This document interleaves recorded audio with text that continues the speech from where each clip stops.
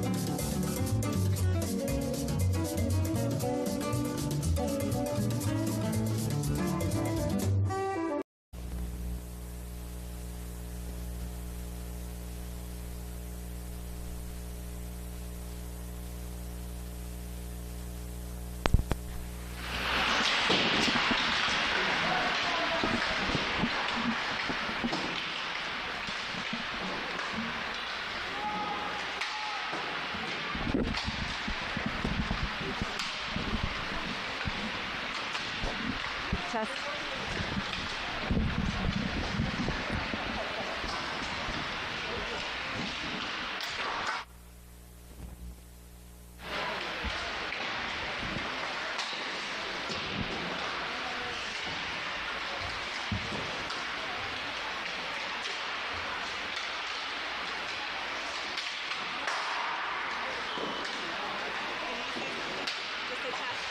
Test.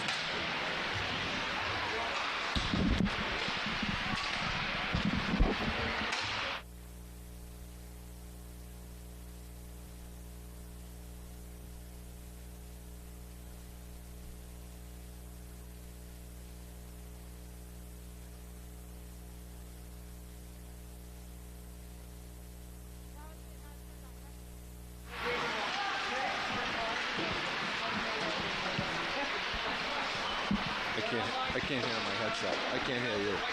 You're not hearing me. Oh, now I can. Okay. Good.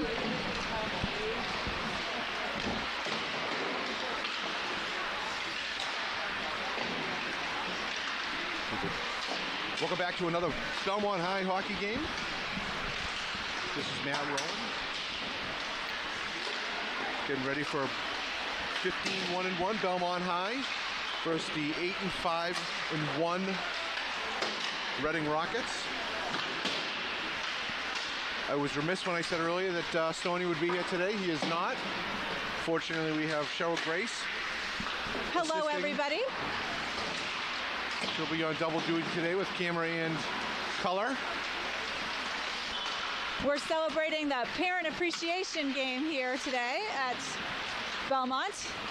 The Reading folks don't have to do anything about that. It's really just for the Belmont kids. Always a nice day. I always make the joke, I'd rather a $10,000 check, but I know, but you'll take the little poster. Yeah, that's about all I'm going to get back out of this investment, so yeah, I'll take it. I'll take it. He said some nice things on his poster. He does know who you are. Yeah. No, we've met a few times. Yeah. All right, so this is the second time that we're playing Reading. We're in that kind of part of the season. We're seeing everybody a second time. Yeah, we're coming around the second time now. I think this is, well, Winchester was the second game the other night that Belmont pulled out. Right. It ended up being a 3-2 game. I know it was a late goal. It looked like Campeche had scored at the end, or some people thought he had for a 4-2, but it was not. But the time had gone. I was curious. 3-2. Okay. You know, again, solid game against a good team, against a top 20 opponent. I will tell you, from my conversations, this Belmont team is feeling a little disrespected in the, in the state standings. I know from talking to more than one player, of course living with one, they are really unhappy to have dropped back to ninth, went from 7th to 9th. They haven't lost a game. They beat everyone they played, and they're falling back in the standings, at least from the MIA Power standings. I know. So that must mean that some of the people that they only beat by like a goal had close games with other people that were high. That's the power standing has to do with a little bit of a goal differential as well as wins. And one of the challenges of the algorithms that they're using is it doesn't take into account how good of a defensive team you are. And yes. Belmont has been, at least since I've been around this program and you've been around this program with our sons, it's always been a defensive system. Right. They always have one super line, typically a solid second line, and then a third grinding line. They'll mix in a couple of fourth line players, and they always have a good goalie. You went from Dacey to Carreri and now to Griffin. This system is built on defense, and it's going to hurt you in those goals because they're not going to be able to take into account, those tight games. Right. I also wonder. I have this sense that the power rankings grew out of some stuff in football. The scores in football, you make a touchdown there, it's 7 points. Here you make it's 1 point. The differential doesn't mean as much here as even in basketball, to tell you the truth. That's right. So I am curious about it. I felt the same in soccer. You make 1 or 2 goals, and that's like a huge game. If you have been around my house growing up, I've always taught my children, if you don't give up any goals, you only have to score 1 to win. Exactly. Right? And that's really what it's about. Yeah. So I know Belmont's looking to come out against a very solid Reading team today. I talked to one of the top coaches in the state, and I was asking him about the Middlesex League, and his response was, the best team is Reading. The most talented team is Arlington, and the most structured team is Belmont. And that's how he felt. He felt Reading was the top team. Just by individual. That's what he felt. Yeah. Which is why we're always nervous when we play them, right? Because they do bring a lot of skill. There's always talent. So they've announced, I believe, Evan Panucci, captain. Cam Fahey, sophomore forward. Robert Granara, junior forward. 29 out there. Yeah, Cam Fahey had Captain Zach Pacici, senior. And Alex Sullivan in goal.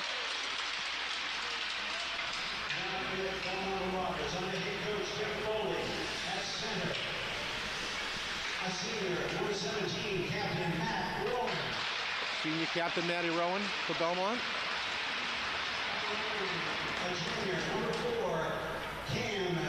Cam Fichi, the top goal scorer in the state. Mass Hockey listed him as the #1 player in the state. Really? That's so nice. Technically, they put him at number 4, and then they started listing Connor McDavid ahead of him and other NHL players. Oh, that's hysterical. Yeah. Shea Donahue just announced. Peter Grace, number 19 on D. Assistant Captain Joey Gaziano just announced.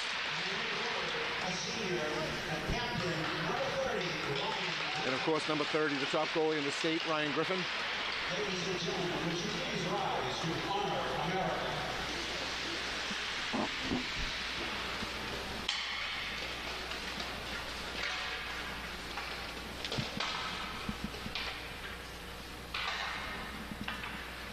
Oh, say, can you see by the dawn's early light what so proudly we hailed at the twilight's last gleaming, whose bright stripes and bright stars through the perilous fight for the ramparts we watched were so gallantly streaming, and the Rockies' red glare, the bombs bursting in air, gave proof through the night that our flag was still there.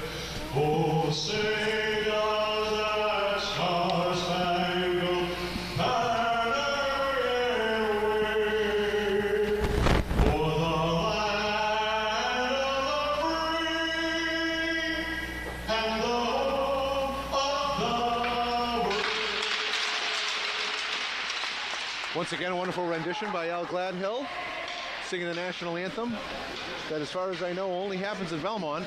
Yes. Never heard it or seen it at any other rink we've been in. Yep. They certainly play the national anthem before every game, but they don't have someone that sings it, and certainly not at the level that Al does.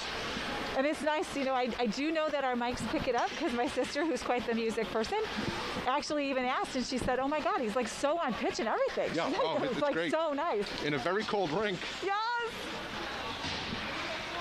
And the guy like never gets laryngitis. He never, you know, it's just amazing. Anyway. It's a great part of high school hockey, and it's certainly something that stands out in Belmont. Yeah, honestly, wherever we were that last game, and it was, you know, like the Little Mermaid rendition of the, they had one of those Disney singer recorded things. I like almost died during that one. I couldn't even take listening. So Reading will start off with Fahey, Granara, and Panucci. Okay. At forward, or up front, Nicky Palermo and Zach Pachichi on D. Belmont's got Rowan, Fici, and Donahue with Grace and Gaziano. And off we go. Reading's able to win that face-off. Doesn't control it, but Donahue's able to shove it down where Rowan goes on chase.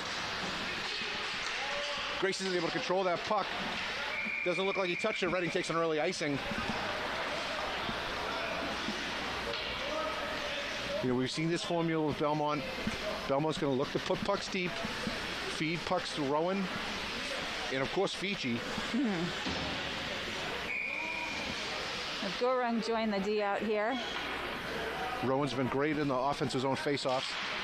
Not able to take that one over Panucci, but he is able to give chase. Nope. Takes a really wonderful Belmont hop off the Zamboni door down there. You don't often see pucks make a right-hand turn. It's just they're so very skilled at stick work, you know, here in Belmont. Rowan ends up taking that puck. A nice little flip pass out to Donahue. Fici gets it fed over to him. Fici drives into the net, rips the puck off. Did that going off the... I think it went off the goalie and off the crossbar. Rowan steals the puck in front. Puck gets tipped, driven down deep to Donahue, who's looking for Fici. Ends up finding them. Get it. Oh, I'm not supposed to say that when I'm announcing. I have to remember, the other night I wasn't announcing. I was allowed to say whatever I wanted. Panucci was in a real good spot to take that puck out, but ends up icing it. He had 1 or 2 strides left and didn't have to do that. Those are the kind of plays that can cost you. Yeah. You take that extra stride, get yourself right to the red line, and really punch it through. Now you end up again with a defensive zone face-off, and you're bringing in your second line. So I have to say that right off the bat, this is a very different game than in Winchester, where it seemed like the first period we were a little bit like not into it. And maybe even when we played Reading last time, the first period, it was a little bit, you know, one way for them. I feel like Belmont has control here right off the bat, which is nice. I used the poor excuse that they had been off for a week, which was a well-needed rest for them. They had played a lot of games. Oh, when we went out to Winchester the other day? Yeah, it was, you know, they'd been off for a week. I know they've been skating, but they hadn't played. Right. So Reading fires another puck. Looks like they're going to ice it again. Belmont's happy to take it. Reading's not quite got their feel right now, I'd say. They don't sort of have it, you know. But I think you're away. You come to this cold rink. You know, they also had the snow day yesterday. It does make a difference. They're not allowed to practice. Our guys actually were told to get out of bed this morning and get their skates under them. What you see now is a huge advantage for Belmont having the last change. Reading put their third line out. Now they're going to play up against Belmont's first line. Oh, so we haven't seen our Rowan's third line yet. Rowan's going to be matched up with Boyle. Ends up winning that face-off back to Goering. Goering puts it off a shin pad. It's all right. We've got Chase here. Cam Fici's able to eat that puck up and take it with a lot of speed coming through the zone. But Belmont doesn't take it clean, but they're finally able to eat that up. Great play from Fici down to Grace. He's able to push that puck down low, below Sullivan. Over to Donahue. Donahue takes his time, sort of rides it up the wall where he gets taken out.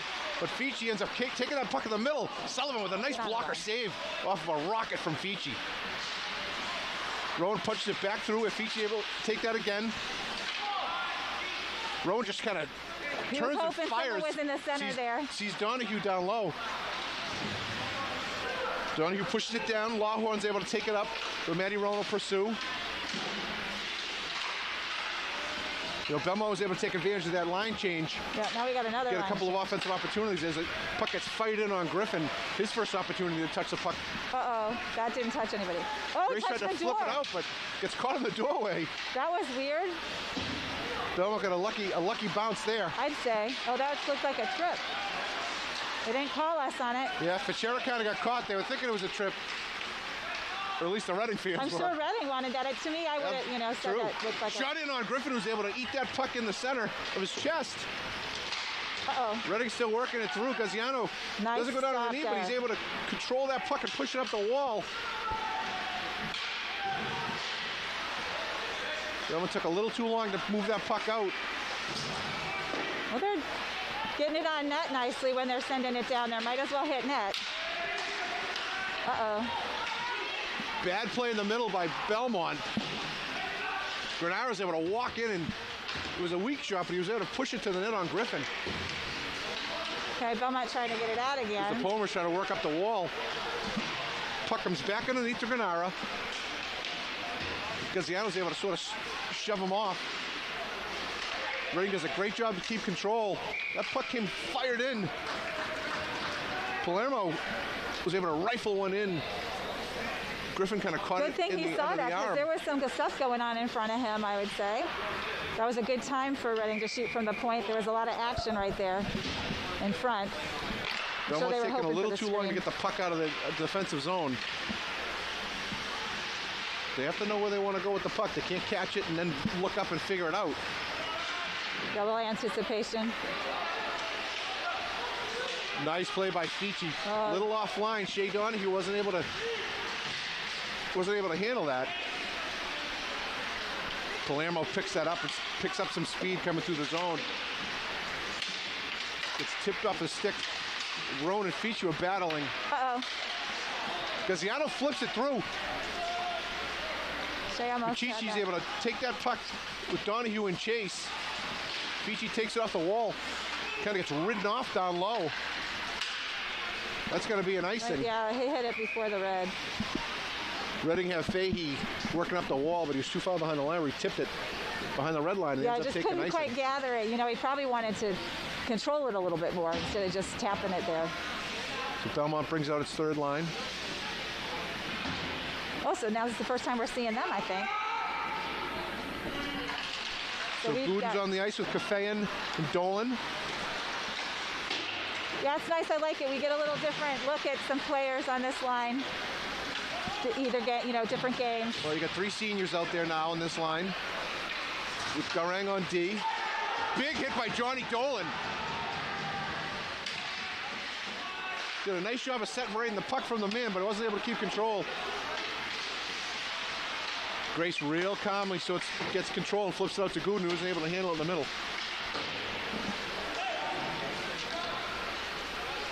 Dufton sort of pushes that puck back down the wall. There you go. Dolan's got it. Belmont's able to control. Up to Cafe. Oh my gosh, that didn't Big look hit good. down low. Lost Kafeyan his went skate. flying. Yeah. Mark Boyle lit Kafeyan up right along the boards. So as the physicality begins to step up here, both teams starting to make hits. Now we're gonna have Puck to comes out, Reading offside. looks to fire it back in, but they have to clear the zone. Uh-oh. Grace sort of That's mishandles that gonna puck. be He's trying to get Yeah.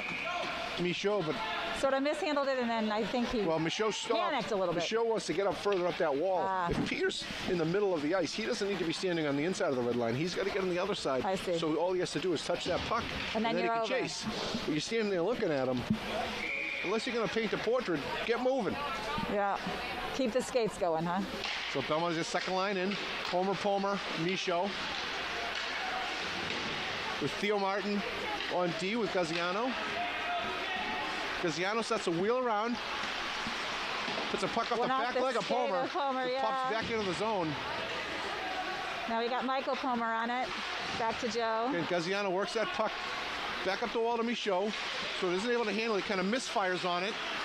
I misfired on my camera too. Right. I'm on the wrong Pichera part kind of of pushed the... that puck down into the zone. Works its way right back to him. He hasn't been able to touch it yet, but Gaziano's able to beat him to the puck. Stops behind Griffin. Again, works the puck up to Michaud. Gets mishandled again, takes an elbow in the face, for good No measure. call, no call. You see how Micho just is standing in that zone. Have to send a note to coach over there, huh? I'm sure he's watching. When he fires that puck, Fahey sort of takes it and is able to backhand it low. With Goering picks it up. Fichi finally able to get a stick on it, just to rip it across, but he ends up hitting a skate, and Grace is going to have to go back behind Griffin and play. Does a nice job cutting back, and again, slows it down to Fichi. That's good. As that puck bounces down around the wall, Reading seems to be just content to knock pucks deep and then go after them. We may have numbers Grace this able to work time that if puck Jay again can get in there with up them. to Fichi. Donahue kicks it like he's playing soccer. Yeah, I couldn't quite. We know what this team stop. loves, kicking pucks. Yeah, that's all our years of training on the soccer field. They always say it's good to play a couple sports. You know, you're supposed to play them one at a time, that's all. That's right. Reading takes a little too long to move that puck up. Donahue sort of half fires into the goal. Sullivan's easily able to eat that up. Reading takes a little too long and is kind of turning in their zone. There's a big turnover there. Fichi's able to rip it down low. Palmer's in on the forecheck. Cam Fahey I like how takes they that. use each other as stopper bumpers. Micho's not able to handle that puck on the wall and ends up back in the Belmont end with Theo Martin. There's a nice little turn and play. There you go. That's where Micho wants to stand. That's what he wants to be doing. See, they talk to him. Of course, he's a quick study. Whoa. Decent battle down below. Belmont is able to keep that puck in, get it down low. Oh, go, Michael. No. Lawhorn was able to get up in the air and sort of shovel it down to himself. Theo got a nice stick in there to break up Reading. Had a nice look there. Passed into the Boyle center. did a nice job for Reading, pushing that puck down below Griffin. Again, ends up to Micho. He's able to fire that puck down below Sullivan and get a change. Wow, Palmer got down there pretty fast. Palmer got down there quick with Caffeine coming up the wall. Caffeine caused just enough traffic to have a turnover. And Grace takes that in the middle of the ice. Backhands it in, Sullivan able to fire it to the wall. Melanson comes down with some real heavy pressure. Grace is going to have to fire that load while Melanson gets out of the zone. Someone. Johnny Dolan's down there bouncing off of bodies. Melanson comes across. It's a wise move to get rid of the puck when Melanson's coming at you. Grace picks it up and wisely picks his head up and starts skating.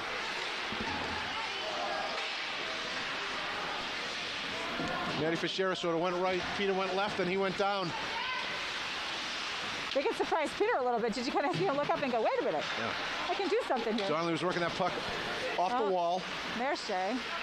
Donahue takes it back in and circles it back down as he's waiting for reinforcements.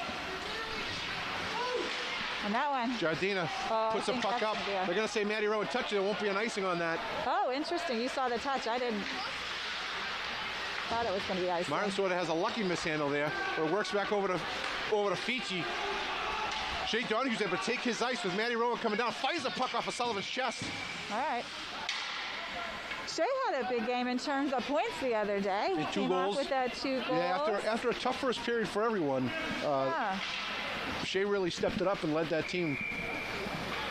Got the energy going with that first goal. As a goal always will get your energy up, but Absolutely. they kind of really needed it, and he found the upper corner. You know, you and I talk about how many shots go right at the letter on the chest of the goalie. It's always good when you can find something besides the letter. Fichi's able to work that puck down low, where Rowan gives chase, finds Fichi across. A little too much on him. Rowan again finds Shea Donahue scores! A beautiful feed from Matty Rowan to Shea Donahue. Lights the lamp again. Yeah. His third goal in 2 games. I feel like there's a little camness going on with the way he's shooting to the corners. Good for Shea, you know? It was a quick release. Beautiful, right? Rowan saw him standing there in front. He tried to feed one into Fichi, who was covered. Puck came back out, and Matty Rowan's able to feed that across. Yeah. Gotta have Belmont to takes a say- 1-0 lead with 4:23 left in the first.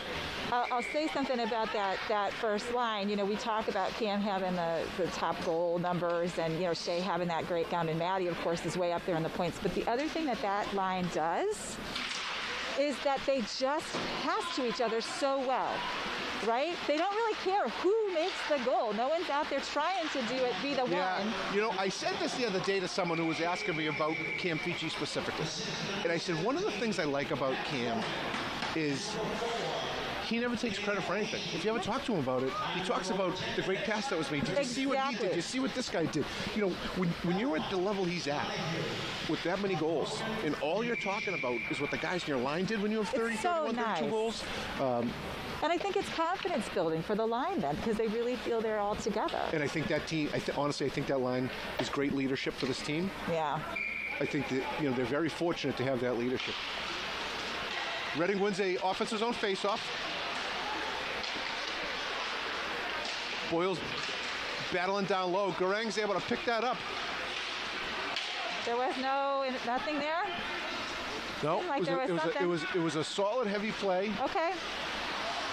I'd hate to be well, I'm sure if I was a ref, I'd study it more, but I don't always know the difference between late hit, interference, and regular fine, it's okay stuff, you know? It can be a fine line at times, but, you know, as we know, Adrian Garang, running back on the football team, doesn't mind contact. Oh, is that his position? I never knew what he played on football. Yeah, a very good running back on the high school team. That puck goes out of play. Reading's able to push it up. Didn't hit the girder. I was listening for the noise and maybe a little bird flying around, but there is that, you know, that's that part to him. He is fast, and there's that part where he just keeps pushing forward. He keeps pushing forward. I love that. Belmont brings their first line back out, as does Reading. So Panucci and Rowan on the face-off. Robbie Gennaro down in front of me. This is where the sparks fly when you got the two Mike top Neely lines. on D. The puck kind of got won by Rowan and pushed back to Donahue. Fichi was trying to get a step, but he wasn't able to get around Lawhorn, who did a great job sort of pushing him off to the wall. Gaziano takes that puck right into the chest of Sullivan. You know he was hoping for a rebound on that. You saw Shea crashing. Kind of flashing across, which is exactly what you want. Let's be honest. Most goals are scored below the dots, in front of the goal. That's where you want to live. We call those the garbage ones, and we love them, right? That's right. We've called Matty Rowan the garbage man for a long time, as Uncle Paul has. Oh, is that funny?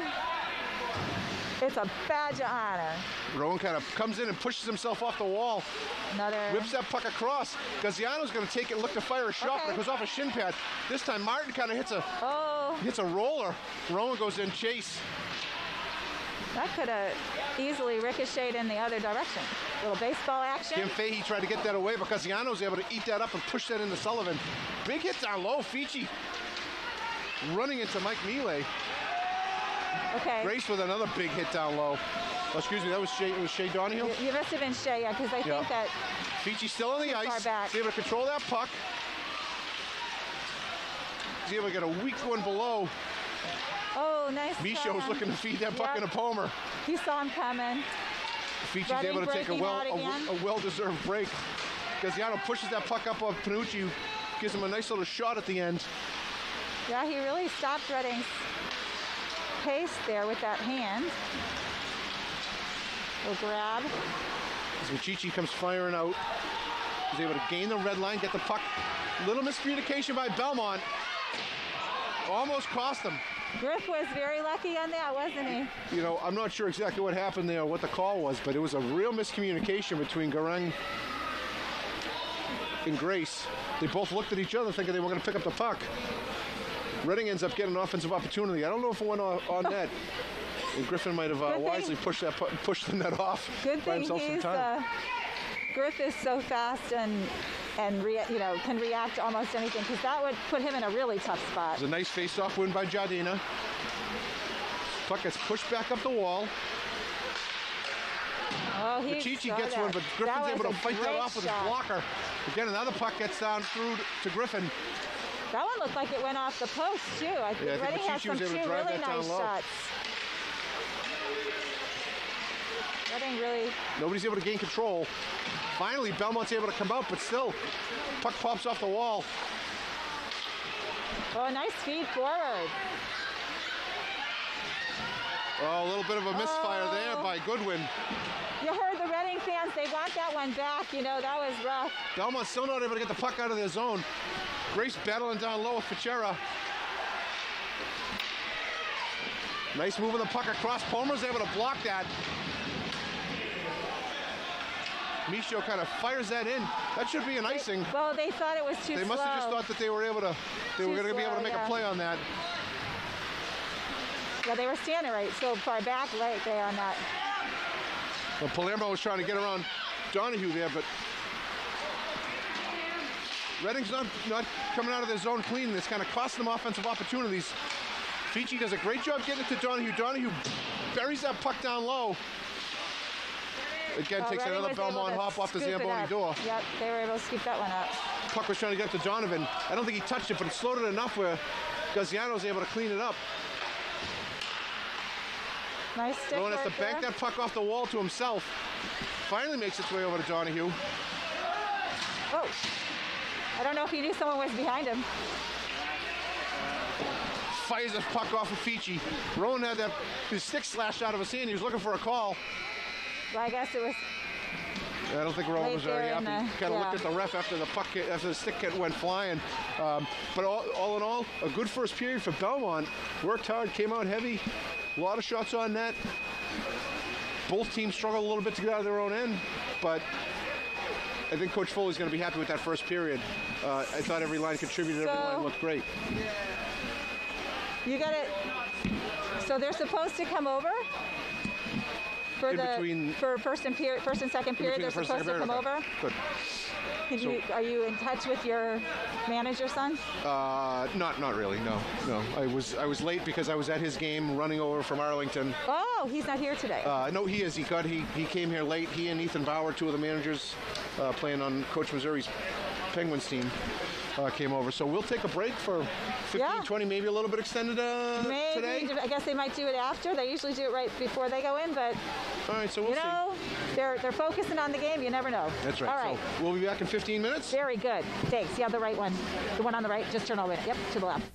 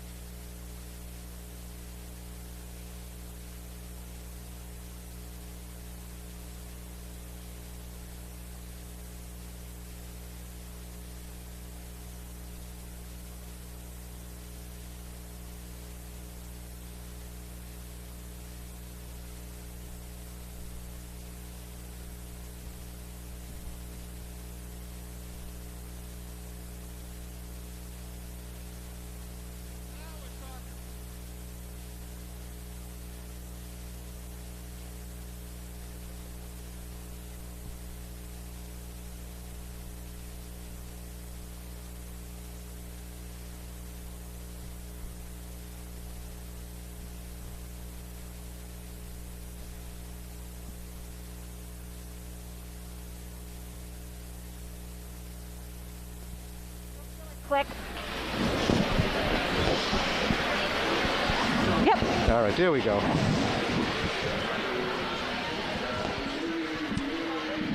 Well, it looks like we're one team short to start the second. Oh, maybe There no must one be told him to come out. There must be some advanced coaching happening in the Reading locker room. That's so funny.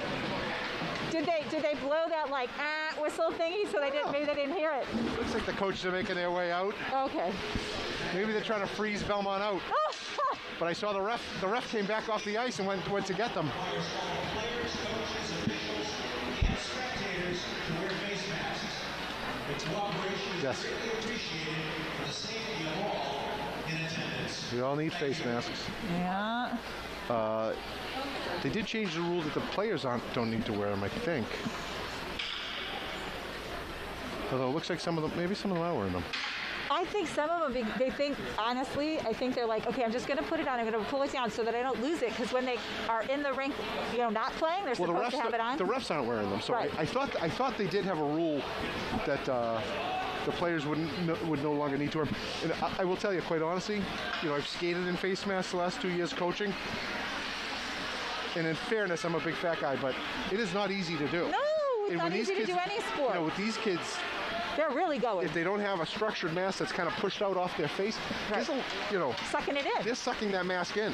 That's right. I did like, CCM and Bauer did make a couple of masks that sort of tied in to the face mask. So it was a little bit off. Pulled out. And it wouldn't suck It was a little right. bit easier. But I'll tell you, if you were wearing the bubble, I don't think anyone on the team wears the bubble. My young son does. It would fog it up. Yeah, it would fog it up a lot. Like right now, actually, every time, I got a pretty good nose pinch, but if, somehow I breathe too hard or whatever, I get my glasses all fogged. The other day, I walked into a restaurant, and I forgot they were going to ask. It was fine. They asked for my vaccination card, I walked in, and I had my mask on, and it went from cold to, I couldn't see it. So I'm trying on my phone to find the thing, and if I pull my glasses down, I can't see. So I basically handed my phone to the guy. I go, you know how to use an iPhone. Go to the photos. It's in there. And he found it. I was like, I go, otherwise it's going to take about 10 minutes to defog. I have everything back on my phone now, so I can find it easy. So, all right, so. Yeah, here we go. Strong first period for Belmont. 1-0 lead going into the second. We, of course, want to thank Coach Mike Keys for checking in at the intermission.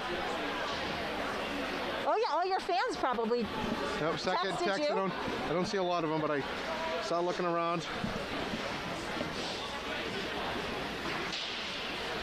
All right, so after a Belmont delay, Media, we'll stop back up. Yeah, welcomes all our viewers. Come back live. So both teams will start with their first lines once again. So Granara, Panucci, Fahey, I believe. Rowan, Feechy, and Donahue.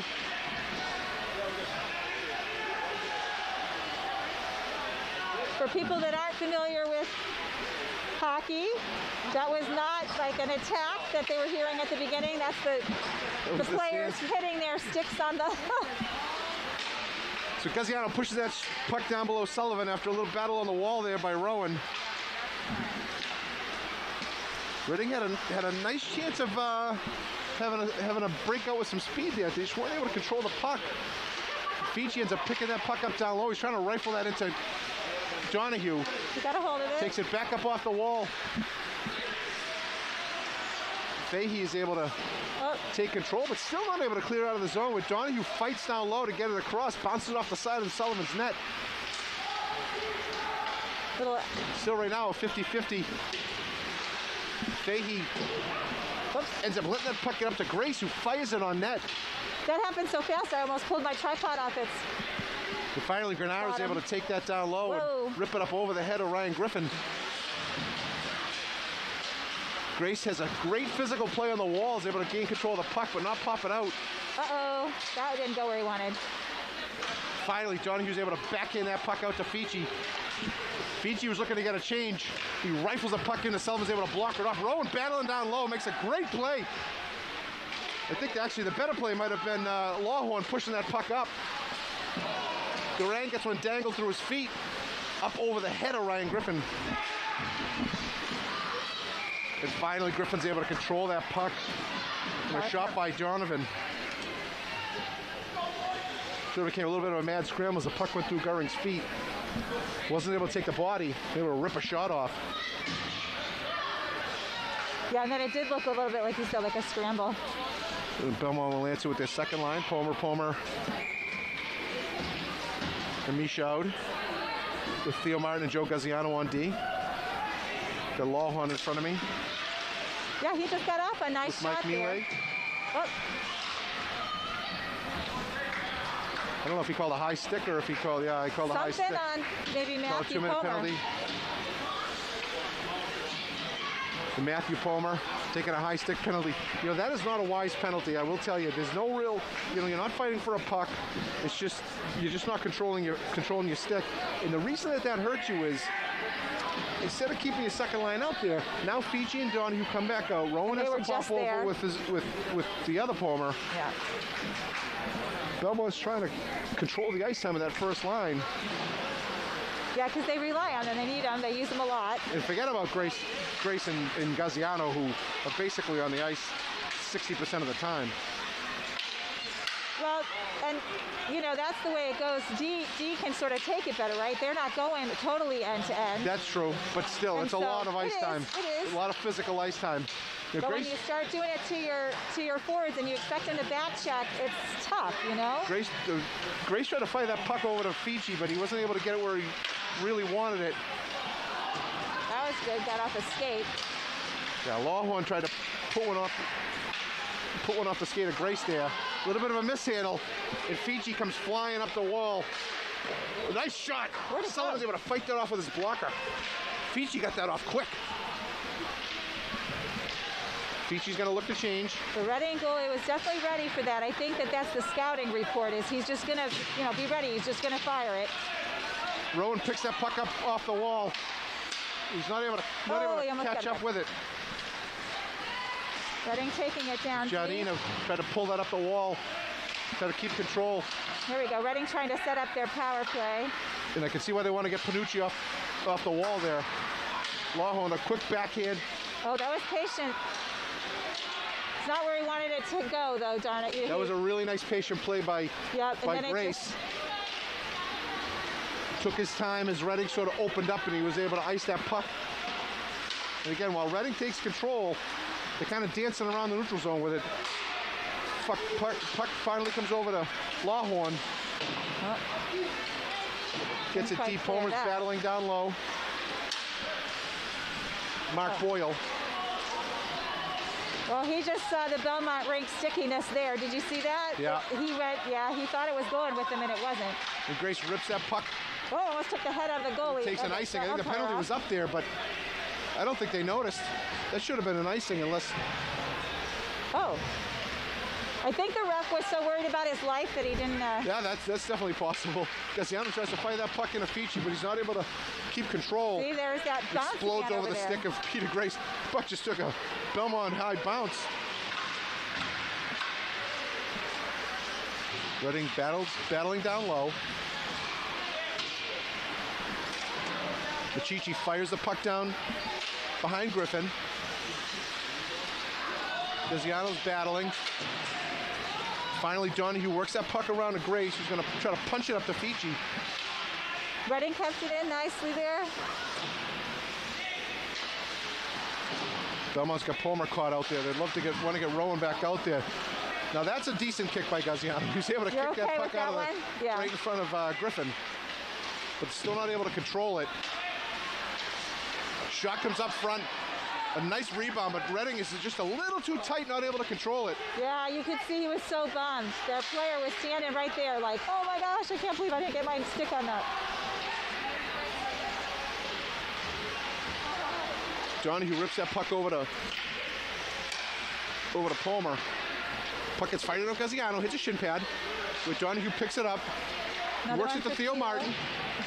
Theo sort of misdirected that. That was a nice little touch, though. It ended up working pretty well.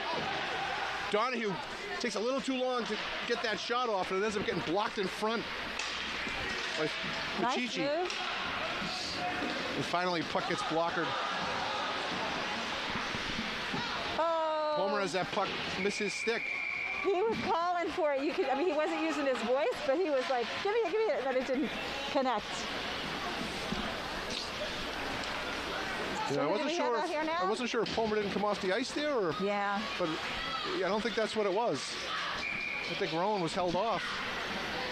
Kafayan now in on the draw with Gooden and Dolan. Let's see if I can get that sun out of there. A little bit of a glare going in the camera. Goering's battling down low. With Granara moving the puck around. Nice backhand off Panucci's stick. But the puck ends up down below Griffin. Dolan tried to fire it out, but he just got mishandled.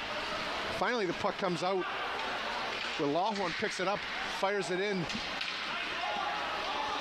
No icing called, so Grace kind of bounces it up the wall. Goering's able to get a stick on it, but he's not able to control that puck. Fortunately, Grace is there after a big rebound from Ryan Griffin. And he fires the puck off the glass. And hits one of the famous Belmont girders. Again, not too much stuff came down when he hit it, so that's good. I'm always looking to back away every time it gets hit. You never know if a nest's going to fall down. Yeah, you never know if anything's going to fall down. So Belmont comes back out with their second line. The Palmers and Michaud. No one's able to really get control. It ends up getting worked down below Griffin again. Because Yano picks that puck. Tries to hit it to Michaud. He's not able to do it, but it does bounce out into the neutral zone. I like the energy that Reading brought out here in the second. Play comes back out. It's bouncing around again. Puck in the middle of the ice with Fabiano, picks it up. Tries to work that puck down to Fichera. Doesn't control it. Fichera gets his pocket picked by Palmer. Ends up to Gaziano, over to Michaud. He gets his pocket picked on the backside. Jack Donnelly made a nice play with his stick. Reading looks to... Yeah, they set that one up nicely. Reading has really stepped up at the pace of play in the second. Gaziano, strong stick play. Again, the puck gets fired in front. It doesn't get through. Gaziano's able to pick it up, work it through the neutral zone. So the backhands it down below Sullivan. Belmont's able to make a full change. But that wasn't good. Get their entire first line back out. Seemed like they what hit a great little battle by Gaziano. Yeah, he really... backhand that low where Rowan's going to fire down, working off of Machichi.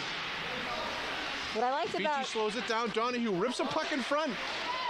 Again, the puck got blocked. It never made its way to Sullivan. Yeah, here we go. And Machichi works that puck through. He came through with some speed. I saw the swing and stick. Sure. Fichi works the puck up the wall. Rowan had it picked. Fichi fires it off the wall. Really wave off the icing. I'm not sure why, but... The fans in the stand trying to make the call over the referees. Fichi picks that puck up in the neutral zone. It's a weak little push down below Sullivan. Rowan works his forecheck. Puck bounces down front. I hate our D was retreating. Fichi just working the puck all the way around. Like to see the D on the blue line for that, so that wouldn't Rowan have came to up stalking. Griffin is able to push that puck away. A great shot by Dufton. Again, one of his wonderful, really big clears. When he sends the rebounds out, they're like really strong rebounds. That's what I like. Lawhorn's able to throw that puck up. I don't think it touched anything. No. And the Reading fans will be happy that they called an icing. They've been trying to call one the whole game. Of course, it was against them, though. I get it now. I'm comfortable with that. Yeah. I get it. Yeah. Takes me a while. Sometimes my humor's nuanced. Oftentimes it's not subtle.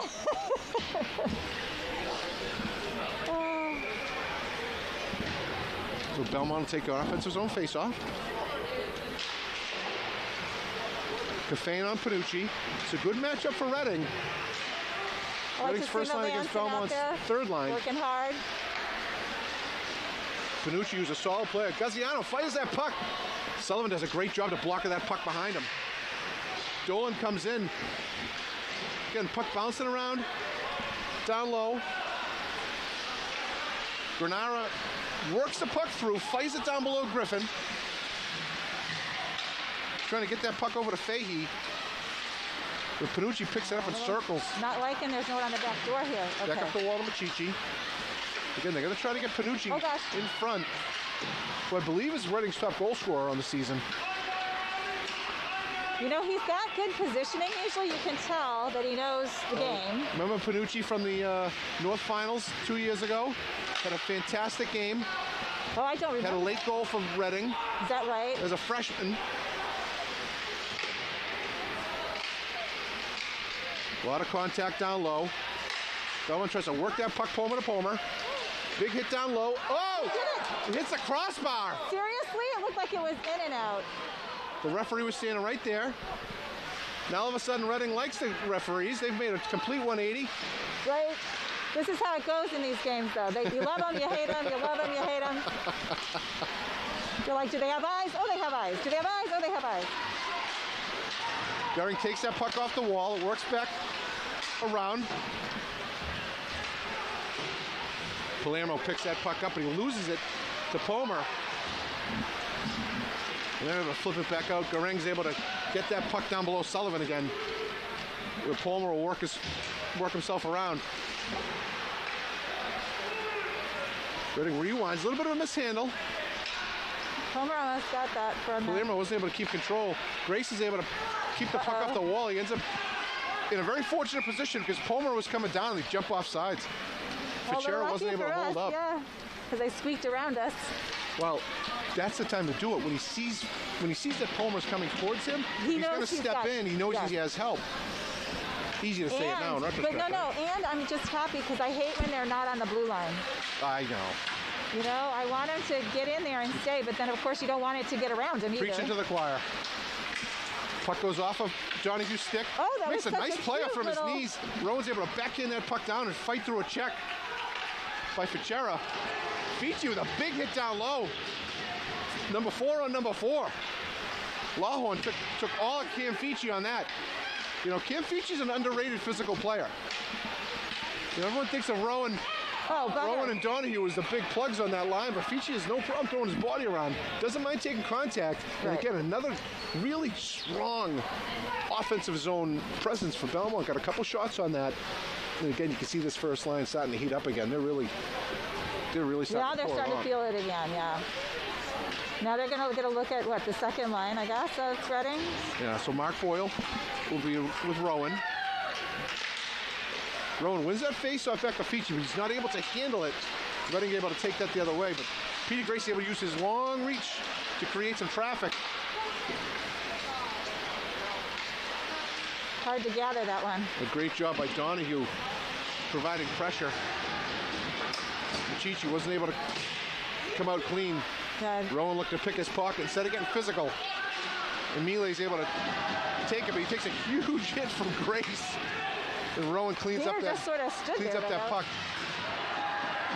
What? They're going to call him for something. You know, honestly, I get it. I understand it. What? But I don't know how the hell he's calling interference on a play when a puck is at his feet. Well, again, all of a sudden the Reading fans are back in the corner of the referees, which we love to see. We love to see the support. But Belmont will go again on their second penalty kill. And Peter Grace. I'm not sure it's a very good angle, too. He can try to, he'll try to review that later. I'm not sure from here when we get the people on the edge, he's going to be able to see what happened. Well, you know what the refs saw. Yeah, you know, honestly, sometimes you just see a big player hitting a little player, and they just call it. Yeah. So again, what we're seeing, what they're seeing, are very different. Reading working that puck around, fires a shot. It was a solid shot. He just didn't get it on net. Granell works that puck up the wall. Generally speaking, Reading's going to try to work that puck around Panucci. Now, Reading isn't moving around as much as I would, if I were their coach, I'd want to see on a... Fichi fires that puck. On a power play. Didn't get it out of the zone. I would have wanted to see them to circle a little bit more, Reading, on that one. They were a little bit static, I think. Take your time. As a Belmont fan, I'm fine with that, but... Yeah. Oh, they threw number So they're going to bring Dufton back 27 in. Remember Dufton from last year? Really good player, solid player. Panucci works in to take the face off. Looks like he's in a position where he's trying to get over to Dufton, but Gaziano's able to take that, fire the puck up the wall. Oh, and they almost squeaked out, but really Reading did a good job holding that in. Lahoan really worked himself across the wall and did a great job to keep that in, but Belmont's able to fire it down. Fici was able to take it off the wall and fire one down off Sullivan. And Donahue's going to make him wind it all the way up, come all the way out. Lahoan pushes the puck across. Donovan. They get it down below Griffin.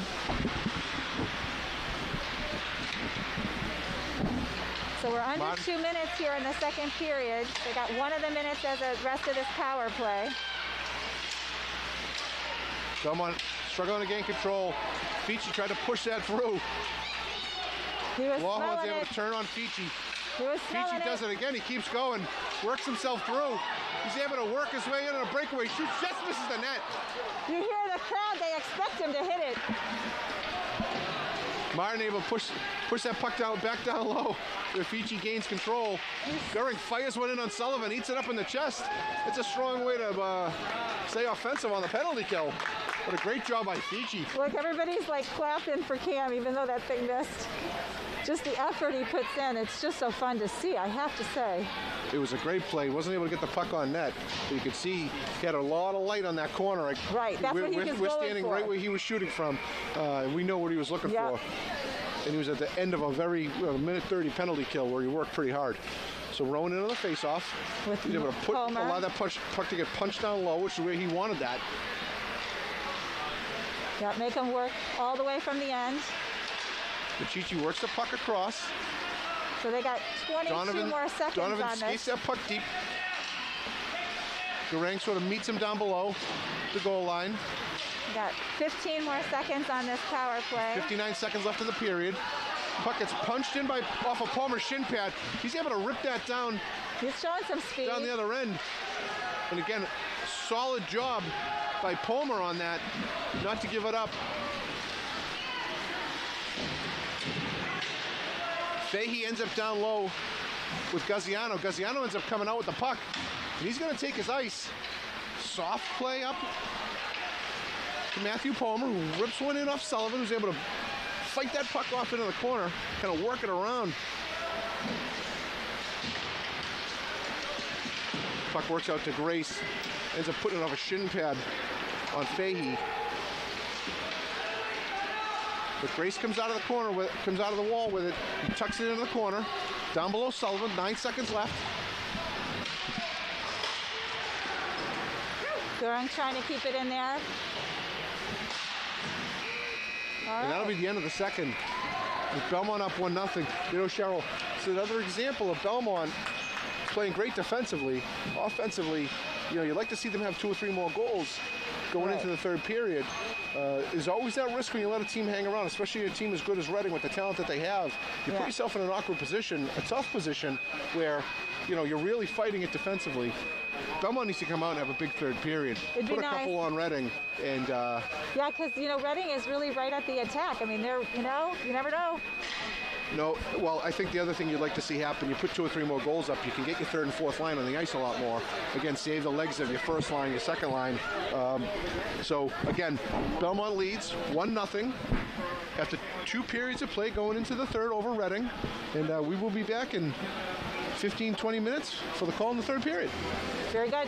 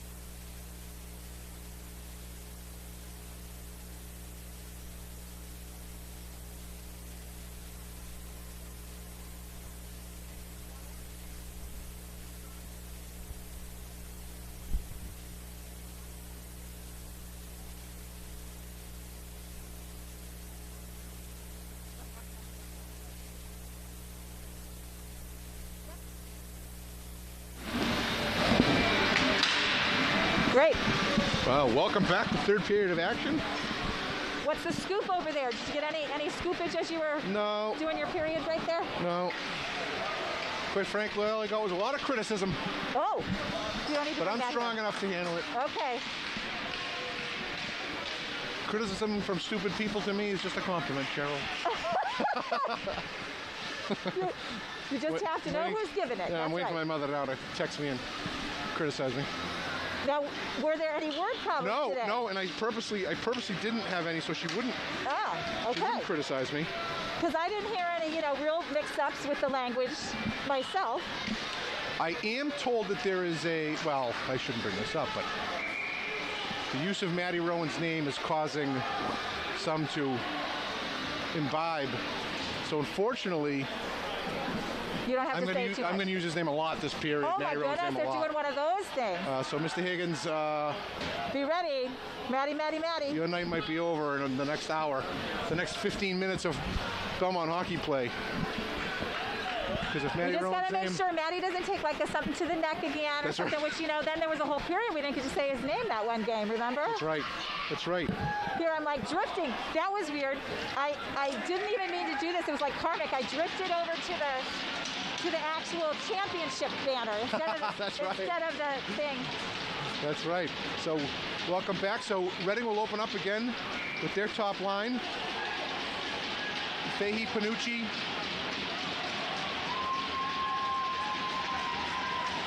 and Granara. Puck gets picked backward. Panucci takes it, fires it over the head of Griffin.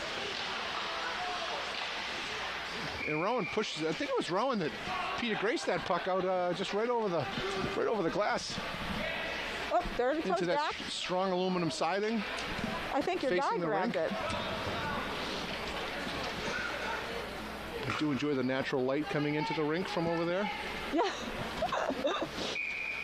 The unabated light. Now we know why the snow also comes in. Rowan's able to win that face-off off Panucci. Fires up the wall, but Panucci's... Gaziano looked at fire up the wall. Panucci took it and was able to drill it back down low. Bad play with the feet. Ficci's able to take that puck down low, dumps it down below Palermo, down below Sullivan. That was a nice connection. Solid job by Reading trying to work that puck up again out to Panucci. Works his way in on Grace. So loses control and it squirts down below. Panucci makes a nice physical play, solid physical play on Grace. Try to turn back into him.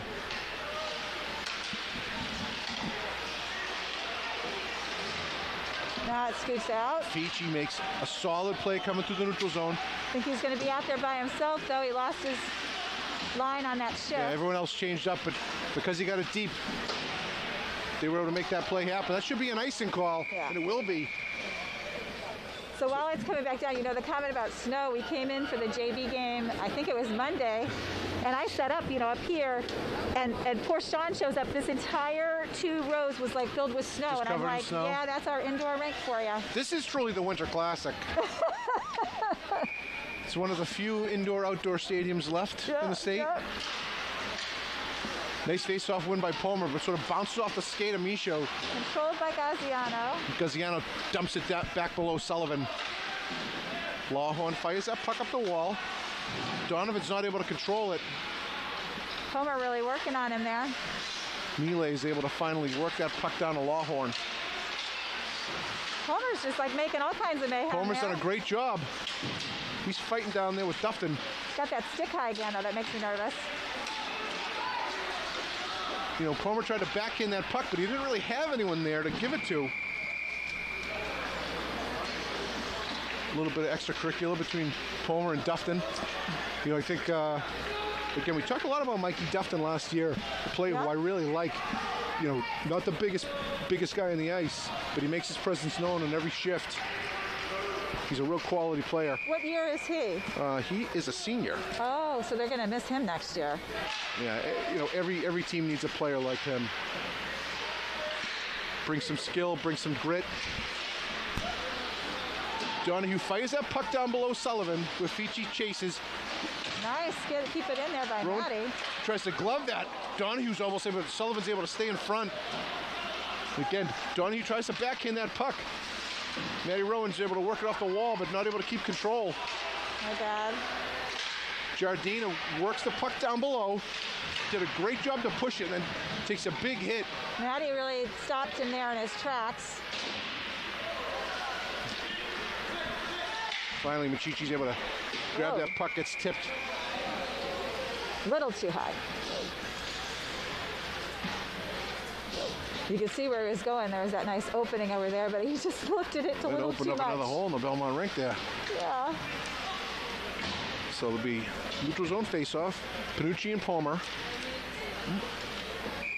We're telling people stop encroaching, but of course they encroach. That's what they do.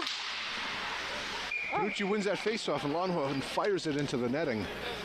I don't know if he's going to be able to get that up. We'll do it again, them. but we'll do it a little bit further back in the face-off dot. But once again, Panucci and Palmer take a center ice face-off. That time Palmer's able to win it.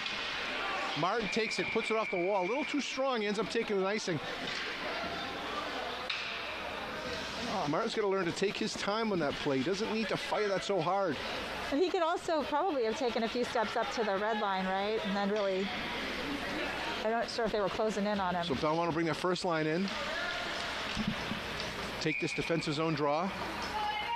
Rowan's able to win that puck across. I know it went backwards, but Panucci never touched it. Puck gets pushed up by the wall by John Higgins' favorite player. Tried to connect with Rowan. Panucci able to get through the zone with speed. Oh, Redding had a great opportunity in front, but they weren't able to get a stick on it. Yeah, you saw it slide right past. Slowly drizzled past Griffin. Once again, Panucci with a great job with speed. Back to Lawhorn. Fires it through, just not able to connect. There's a lot of Belmont players behind the net. Lawhorn's going to have another shot to fire one through. Griffin fires that off to the wall. But Gaziano's going to look to push that up. Fici doesn't have it as clean, but he's able to make a great breakout pass to Donahue. Kind of gets broken up, but Lawhorn did a great job staying centered on Donahue. He wasn't able to push the puck deep enough. But Belmont is able to work through a change and get their second line back on the ice.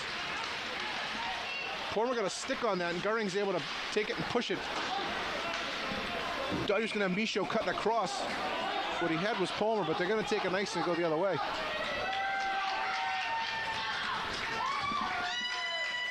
Again, it's great to see the Reading fans getting active. Trying to fire them up a bit here. They want to get on the board. Typically well known for their student section throughout the state. Always have a great student section. But I guess what we bar the students from the other places right now, right? Under the guise of COVID, but I wonder if that was really a COVID thing or if the people that made the rule are simply Belmont fans. And Goering sort of bouncing around off the wall.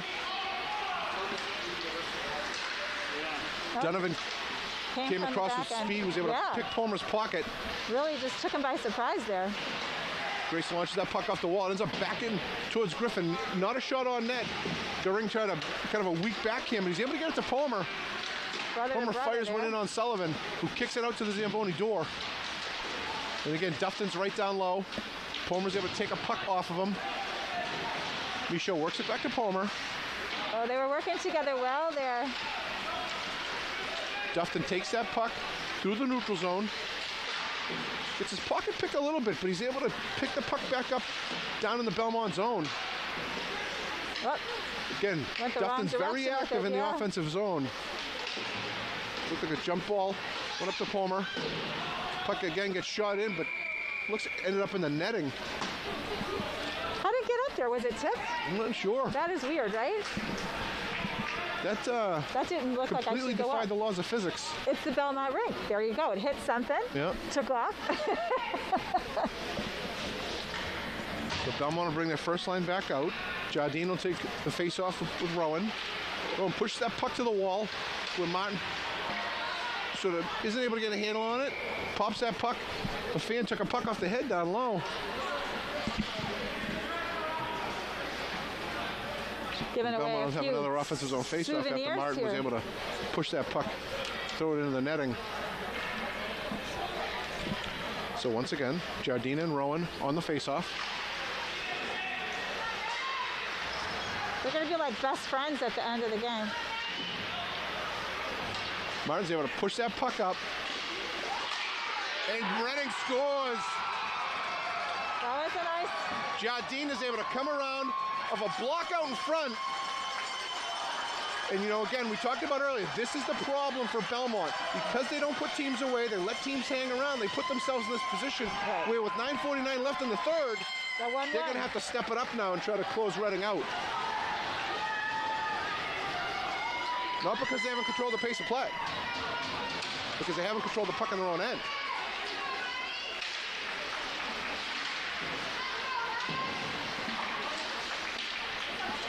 Puck gets pushed down back below, takes an icing.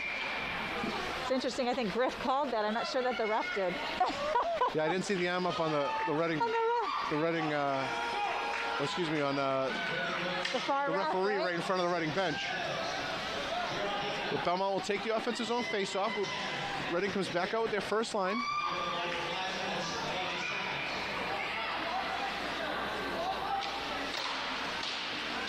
Rowan wins that face-off, but Ficci's not able to control it. Garing ends up throwing it into the Reading bench. So that puck will come out to the neutral zone. Good jump by Adrian. I will say, Garing got pretty high. You got a pretty good jump there. He felt that one on the fingers, too. Certainly tipped the tip of him, not the... Panucci and Rowan will both stay in the face-off. Oh. Referee will get a new puck. 9:33 left in a 1-1 game. Well, oh, yeah, our buddy Gooden here was saying, you know, Belmont likes to keep it interesting. Puck gets fired in on Griffin. We wouldn't expect anything else on the parent day. That was Machichi coming up. Donahue works it out the wall. Tries to reach Ficci. The puck gets tipped, so no icing's called. And Reading's going to take another icing. Ficci and Rowan had sort of worked a nice forecheck going. Reading did a nice job to get the puck off, but they weren't able to connect with anyone. Sort of just threw it away rather than putting himself in a bad spot, which, again, not a terrible icing when you have Panucci able to take the draw. He's able to win that back. Lawhorn's able to push it up the wall. Martin fires one in. Sullivan does a nice job of fighting that puck off and putting it up into the screen. So where are we at, Matt, in terms of has Reading been rolling 3 lines or just 2 lines like Belmont in terms of, you know, who's got legs they've had left? 3. They've had 3. Because we've been rolling 2, and we see the third once in a while, right? Yeah. I'm just wondering about that, like who's got the legs left. Boyle on the draw with Palmer. Right off the draw, the puck gets fired in. Sullivan's able to keep his composure and keep that puck in. Does a great job of fighting it off. And Shode kept that one in and got a shot off. Dufton works that puck through to Mark Boyle. Boyle gets a shot in on Griffin. It's a big rebound, but they're not able to put it through. That puck was bouncing across the goal line. Dufton rips another puck and Griffin's able to fight that off. Palmer circles that around, takes a little bit of a shot from the stick of Dufton. Nothing. Palmer gets tripped up, doesn't get tripped, falls down. Reading's able to work that puck down through. But Grace is able to fire off to Rowan. He's going to take his ice, work the puck around, works it to the net. He's able to push it backhand, but he's not able to get anything close to what he wants on it. Donahue with a great shot off a feed from Ficci. Reading ices that puck. Boy, they came off the That was a great breakout pass that came off of the stick of Peter Grace. Rowan was able to work it all the way through. Didn't take a weak shot from outside, drove it into the net. Ficci comes in, Donahue comes in.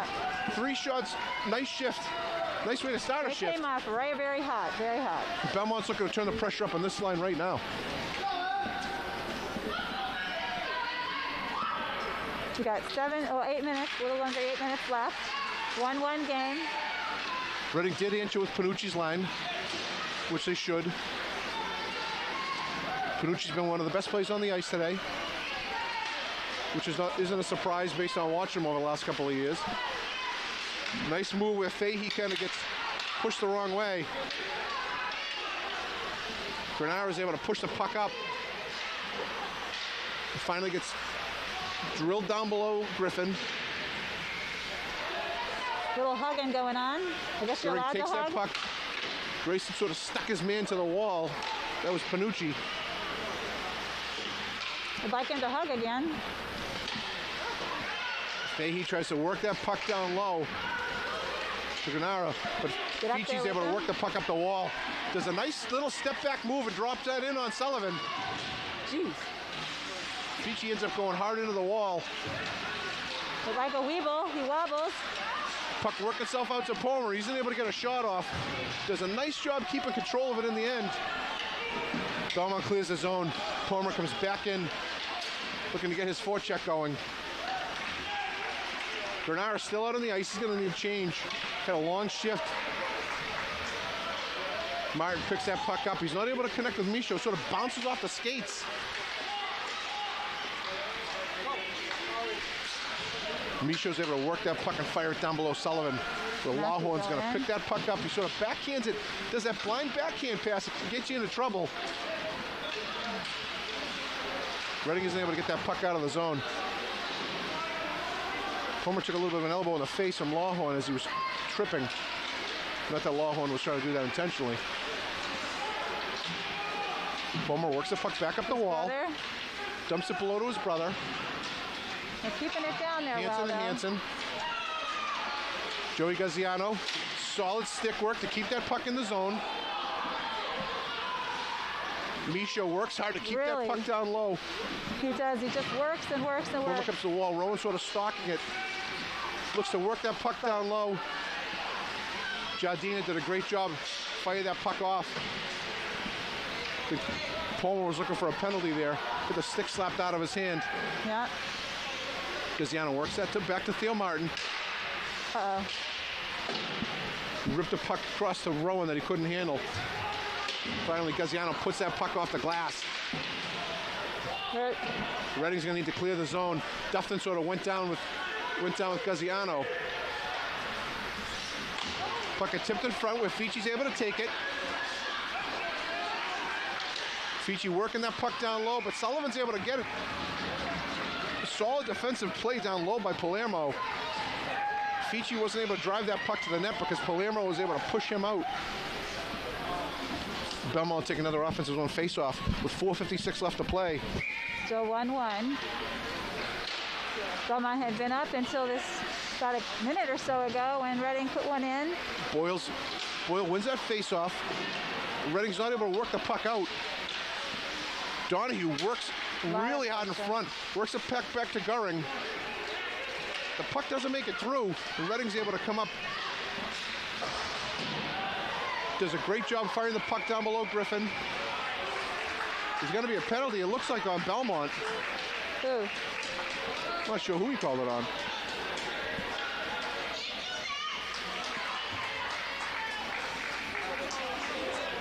Oh, on Shea. I don't know what happened. So on Donahue. So 4:32 left. Belmont will take a penalty. Again, the Reading fans very excited. They're really enjoying the referee now. They've come a whole 180. 180? Well, 360 will put them back where they started, right? I don't know how they started. Yeah. You're right. Good point. Got to get our... Jardine is able to win the face-off back. They have Panucci on the working up and down the wall. Feechy tries to drive him down towards Gaziano.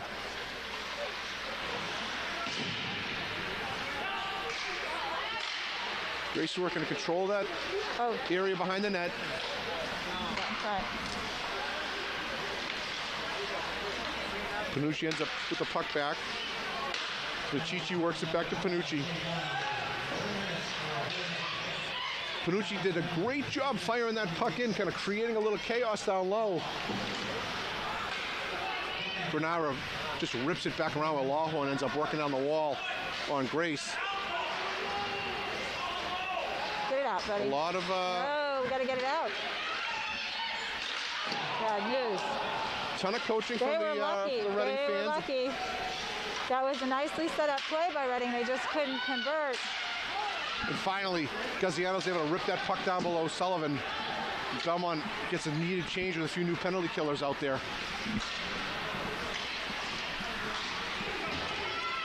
Not happy. Panucci looks to work up the wall on Rowan. Oh, come on, guys. Tries to fire that puck across, but he's not able to get anything on it. We're a little tired out here. Definitely a little tired.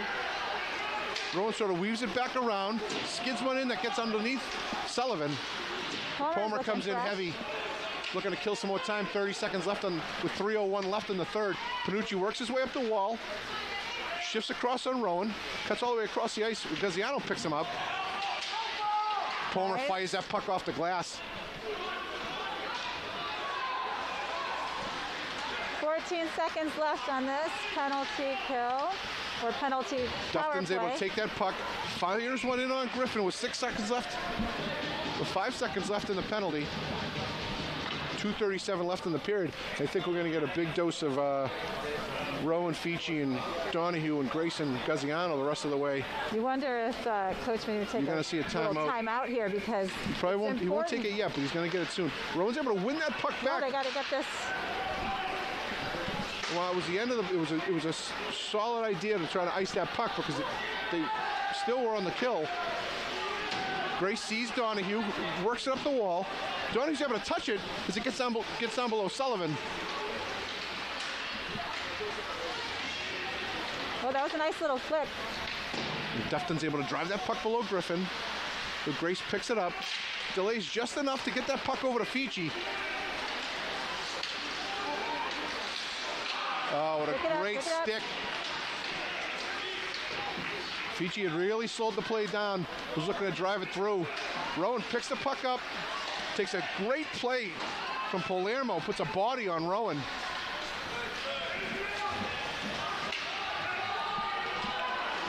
A long change from Reading. Belmont took a long time to get out of the zone. Oh, and we're not out. That's what I'm saying. Peter is tired. Not a good scenario. Belmont getting a little sloppy in their own end. We're tired. Grace has been out there for a while, though. Rowan's slowing it down. Rowan's able to push that puck again down below Sullivan for a much-needed change for Reading. Did they ice that puck? Reading ends up icing that puck. It's going to be a good time for a timeout from Belmont with 1:14 left. Looking to get a little rest with their first line and punch them back out. I'm going to let these guys play.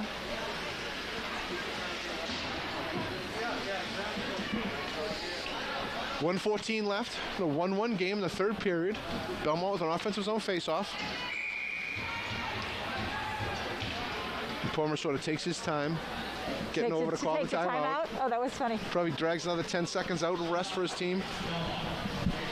Because Belmont will take a offensive zone faceoff, and they're going to want their first line back on the ice. And I'm sure Reading's going to answer with Panucci, Granara. Yeah, first line too, right. They're going to want Machichi out in the ice defensively. Well, they do this to us every time. Has to come down to the... Keep everything close. I'm sure they're not saying they want to get into a 3-on-3, but boy, they seem to like it and do pretty well with it.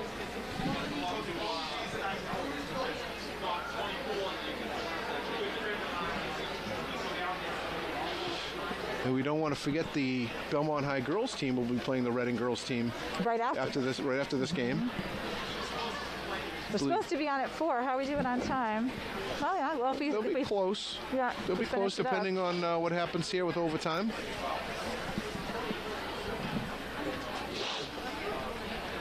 You know, Belmont came out real heavy in the first, real fast, good speed. They sort of slowed down since. But again, because they haven't been able to put any pucks in the net after that first goal by Shea Donahue, they sort of let Reading hang around. They end up popping in. You know, they make a great play in front of Griffin. Right, Reading drives that puck goal past him. You know, Griffin's been outstanding in net. He hasn't had a ton to face, but he's fought everything off. But they found the back door on that one, yeah. Belmont will come out with their first line.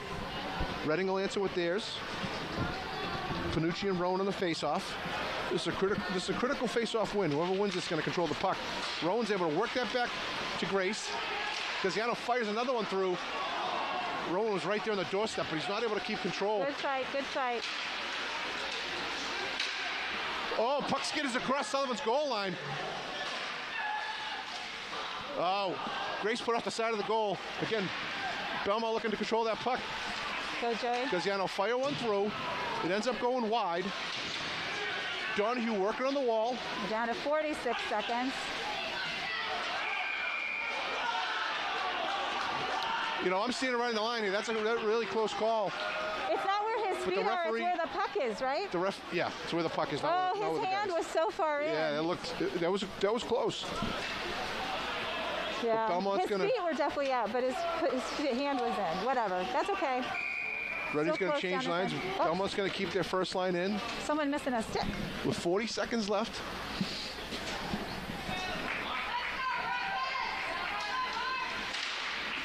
Rowan's not able to win that faceoff. Ends back to Lawhorn. Granaro is able to fire a puck in on Griffin. It works up to Fichi with 28 seconds left. He's going to work up the wall. Fires one through to Sullivan. Doesn't make its way through to Sullivan.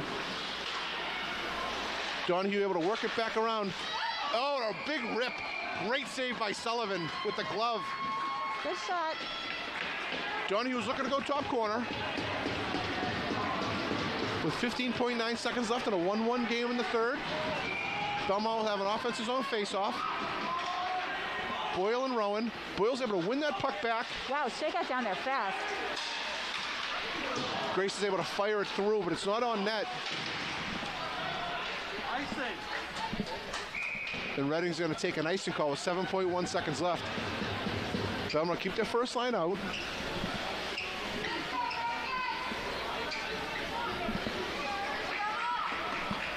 Reading will keep Boyle in the face-off dot. He just won the face-off. Rowan's going to try to work that puck back to Fichi or to Gaziano if he can. This is his strongest side on the face-off. He looked to try to make that second effort happen. Lawhorn takes it down below Sullivan. He'll just eat that puck up for time. And that'll be the end of the third. And we're going to go to a 3-on-3 sudden death overtime between Reading and Belmont here at the Skip. You know, anything can happen. You know, we talk about this all the time. I don't like these situations for Belmont where they just don't put enough points on. They don't get production down from the lower lines. You know, if your top line's not on, they're going to have a struggle like this. And this is where they are. This is a solid Reading team with a good record. They're going to go to the tournament. They have a lot of talent. They have a lot of depth. You can see them rolling. Right. Seem like they're rolling more lines than Belmont. And you know they want it. I mean, you know, like you said before, people come in here and they're hyped up. You know, this is a big team to try to beat. Or it was a close game in last Reading. time. Yeah. You know they want to avenge that. Actually, you know, and again, we talk about it all the time. You know how tight the Middlesex League is. You know, Arlington. You know, number 1 in the state, 2 in the state, 3 in the state. They tied Belmont when they come here. Winchester's a close games. Obviously, Reading. Woburn is even tight games, you know, all throughout, not just against Belmont, but about every team in the Middlesex. Right. You know, Burlington comes in, it's a tight game. I know they're in the other division in the Middlesex, but, you know, it's every game is tight, every game is close. But Belmont, which is good because, you know, it's not like they haven't been in this position before. No. Right? No, but they know they can stick in here. Well, it looks like 4. This isn't the situation you want to be in. Oh, 4-on-4. Did I say 3-on-3? I don't know. I think it's 4-on-4.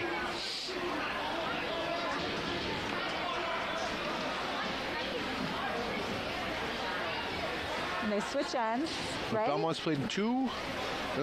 They beat Watertown in overtime. They tied Arlington, so they've already been in 2 overtimes.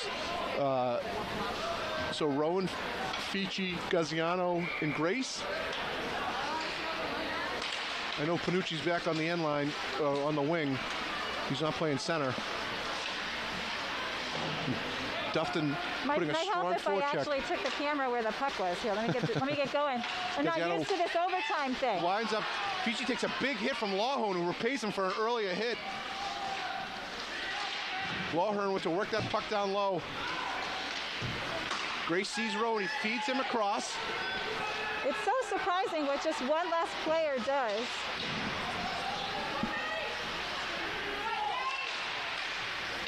Little struggle there. Rowan feeds that puck across Sullivan's goal line. Fichi's not able to put a stick on it. Reading's able to slow the pace down. Dufton fires that puck along, where Lawhorn fixes it up with Fichi and Chase. Dufton makes a strong move to get across to Donovan. With Peter Grace, he's able to cut under him. Grace trying to cut back into his zone. Works a puck back along a Fici on a backhand from Donahue. Belmont recollects, gains control. Grace once again slows it down. Tries to pop that puck along where Gaziano ends up picking it up, sort of weaving around and firing a puck in on Sullivan.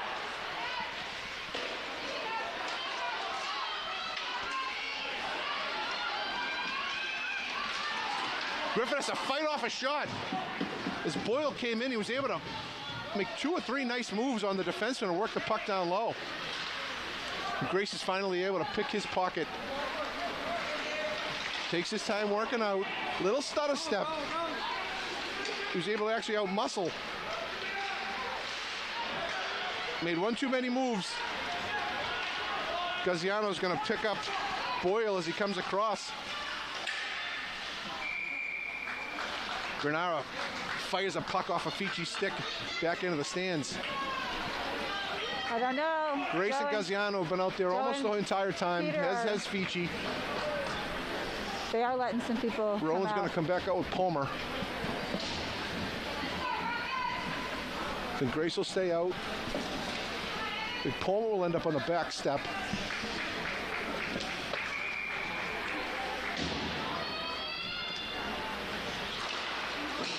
Michael Palmer will end up back on D. Matthew Palmer will end up on the wing. Grace is looking, he sees that puck, he tries to slide it across the row, but he's not able to make that play happen. Belmont takes an icing with 2:41 left in overtime in 4-on-4 hockey. They were looking at each other, but Rowan sort of slowed down coming through the neutral zone. So the clock says 2:41. They play 4-on-4 for this set of minutes, and then we're done. Okay. Rowan and Panucci on the face-off.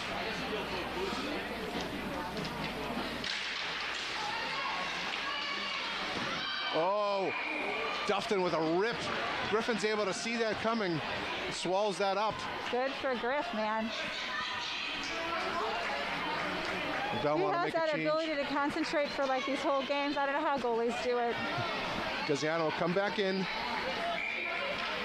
Work along with Grace. Donahue battles down low, but it's not able to take control, and then Dufton has it on the wall. Puck sort of skitters across, but Panucci's able to get it back to Laho, and Griffin fights that off to the wall. Panucci picks the puck back up. Lawhorn rips that puck across. Grace is able to kind of stuff it. Then Gaziano's able to pick up some speed coming through the neutral zone. Panucci's going to try to head him off, but Gaziano works through. Joey pushes that puck below Sullivan. Didn't get on net. But Donahue does a great job on the forecheck. Tries to drop that puck for Grace. I don't know what's going on down there. I can't really see. Grace has got to be running on fumes. Does he come off the ice in the overtime yet? I don't think so. Nice play by Gaziano to work that over to Fici. Sort of gets distance, gets a good stick on it from Lawhorn, gets a stick on Come on, Joe. Fici's shot. It rolls back outside to Gaziano. Oh, Jesus. Offsides. Rowe's able to bounce that puck through. He's able to work up on Lawhorn.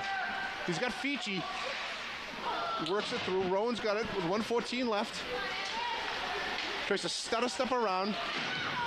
Oh, Joey stopped him. Gaziano does a nice job of working that off the wall. Rowan rips that through. Still not able to get control of it. Oh, the referee whistles it dead. That puck is bouncing around. There's no way that puck is covered. He whistled it twice, though. He whistled it earlier, too. I don't understand. I thought the net must have gone off. You can see the goalie working for it.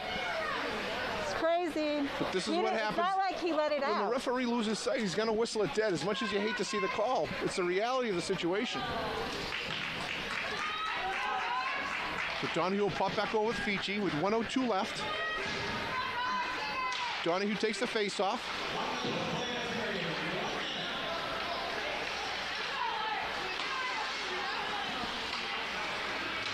When you look at the offensive opportunities in this overtime period, Belmont certainly has had more offensive opportunities. Boy, but nobody's been able to finish. And Reading is a really, really dangerous team. Grace able to work that puck through. Tries to find, I don't know if he was trying to find feature, think trying to make a so. cute play coming down. He was trying to be cute.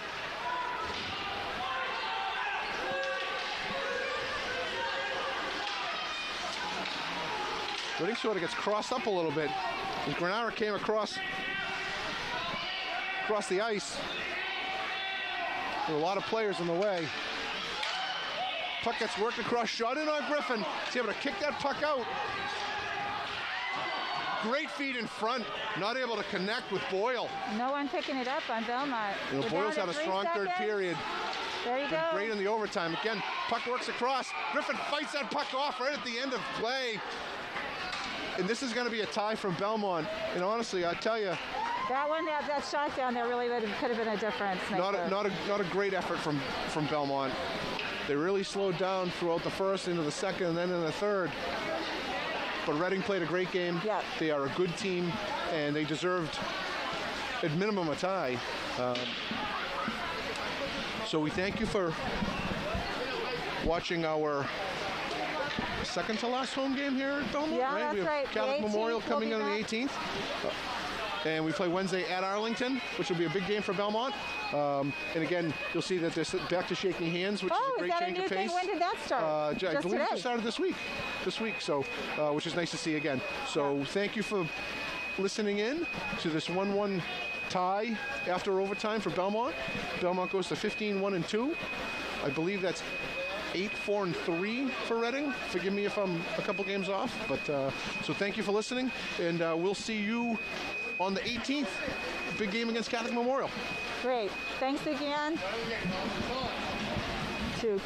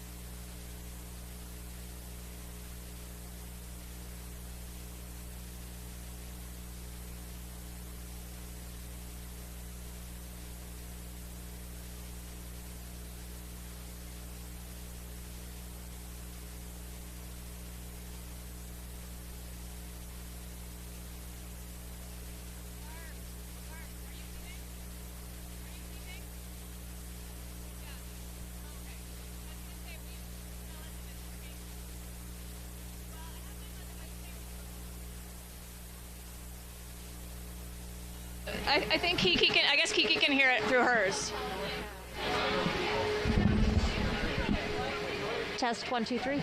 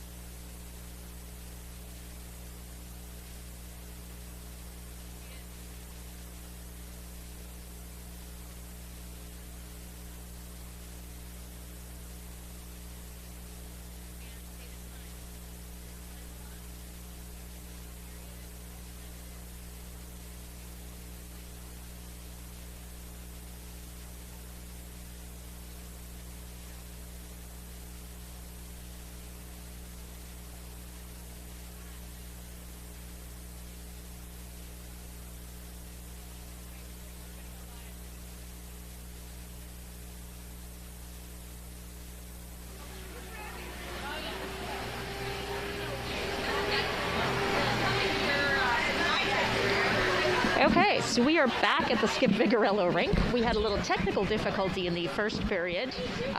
Turns out we had no sound. So, So welcome back to the Skip Viglirolo Rink. You'll notice that Rob Gray and Dave Duffy are not here today. I'm Elena Hanley. I'm here with Sarah Townsend, filling in, doing the commentating today. So we're about to start the second period. Zamboni's still out on the ice. We've got a score of 1-1 Belmont. Reading came out first, probably 11 minutes into the period, and scored first. And then we had a great comeback goal from Lola Rochi, Alex Townsend to Lily Duffy. On So that was power a play. Great comeback goal there. It's been a pretty even match, though. It has been a pretty even match. It started out a little, it felt a little tilted towards Reading. They came out really on fire, which maybe was because I think the last time we had a matchup between these two teams, it was 3-0 for Belmont. So it was, Reading came out ready to play. And there's a lot of play in their offensive end. Bridget Gray had to make a good number of saves in that first period. But then, the game really balanced out, and there was lots of good opportunities for all of or for both sides. Yeah, Gray was kept busy. She had how many saves in that first period? I have 8 saves, but I am not the most accurate save keeper, so it's kind of hard to talk, watch, pay attention, and do everything all at the same time. Correct. So I'm trying to think what else we maybe tried to cover in the first period. Reading is 5th in the Middlesex Liberty Division, just one slot below Belmont. So this is an important game for both teams. And the Reading's record is 6-5-0 for Reading. Most recently, they played Woburn, which is a very tough team, and they lost to them 4-1. But good for them for getting a goal in there. I know the goalie up there in Woburn is a tough Woburn's goalie. always a tough one. And Belmont faced Winchester on Wednesday night and tied them 2-2. That was an awesome game. Winchester, I believe, is first in the division and has 10 wins. They only lost to, or actually they might be second. I think they're second after Arlington. Yeah. They lost to, Winchester had lost to Arlington at their last meeting. So there we go. Girls are coming out on the ice. Yeah, one thing that we did cover during the first period, we get to reuse all our statistics now, but Bridget Gray has had an amazing year at the Winchester game. She had 54 saves. 54 saves and has had a career of 1,500 saves in her high school career.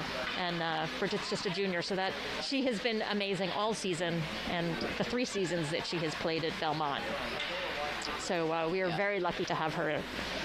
And Reading has an 8th grade goalie, Alexa Herbert, who's done a very nice job today. And we were talking about how these are both pretty young teams.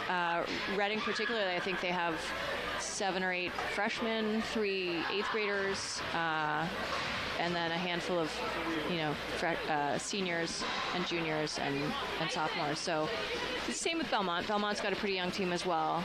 So it's exciting times for both of these programs. I think there'll be a lot of growth, obviously, in this sort of level of play that both of these teams are playing. So we're just about to start the second period. Zamboni doors being closed. Nets are getting put in place. And again, we're starting the second period here in Belmont. We've got a score of 1-1, and we're moving into the second period.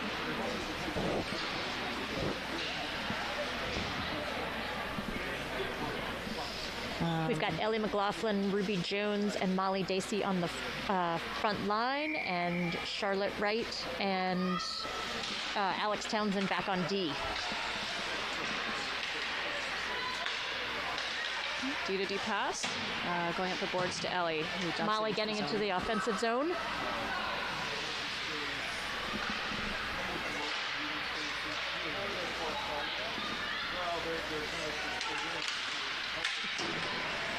Got Alex collecting the puck in their defensive zone, and Ruby Jones trying to take the puck off the Reading forwards. On the ice for Reading is Maddie Zepka. And 13, Gisela Ciano.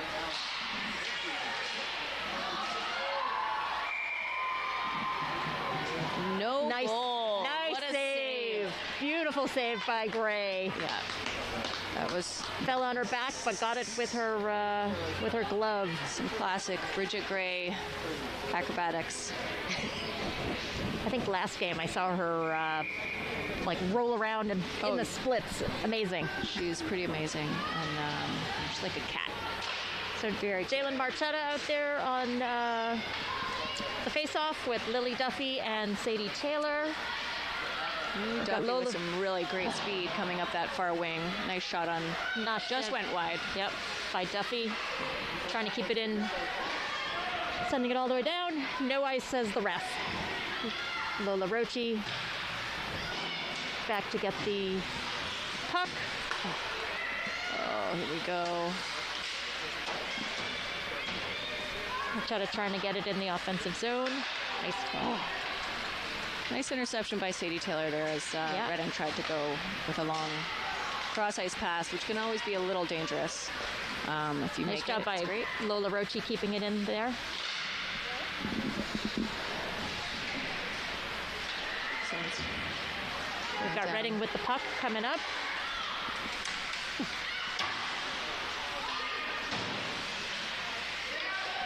A little back and forth here. Ooh. And a whistle for another save for Bridget. Collision. We've got a Reading Rocket down on the ice. I can't see what number that is. Trainers come out, or the coach.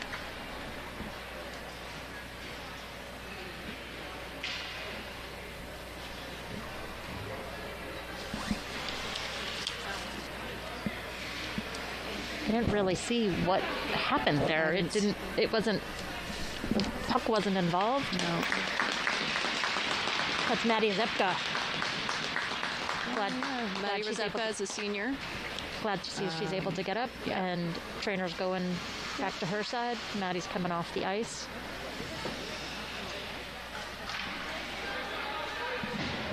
Okay, so we've got a face-off in the Belmont zone with Mia Taylor taking the face-off. I think the coaches here are questioning maybe where the face-off is. Yeah, saying it should be outside due to an injury.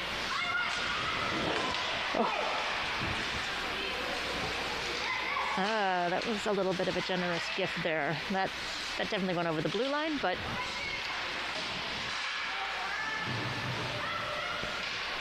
That's a nice, Mia Taylor, nice clearing by Mia. trying to get it out of the Belmont zone. No icing. No icing, says the ref. Nice job by Roxy Kelleher. Charlotte Wright sends it back in. We've got Ellie McLaughlin, Molly Dacey, and Ruby Jones back out on the offensive line.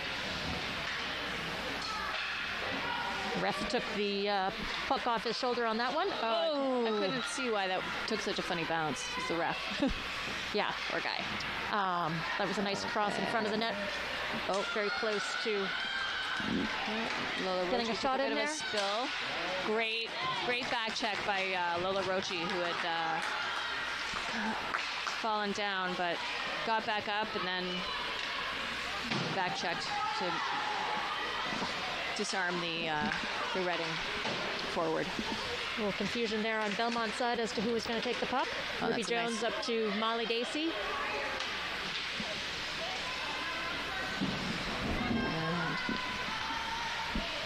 Puck's in the Reading corner, but being brought out by, goes back. Oh. Quite a couple falls right now, guys, with, Ice must be slippery today. yeah, with no real obvious reason for why it's happening on both Yeah. teams. There's just a couple bumps and grooves on the ice that didn't come out. But Okay. Charlotte Wright trying to clear that. Off to Lily Duffy, up the right side.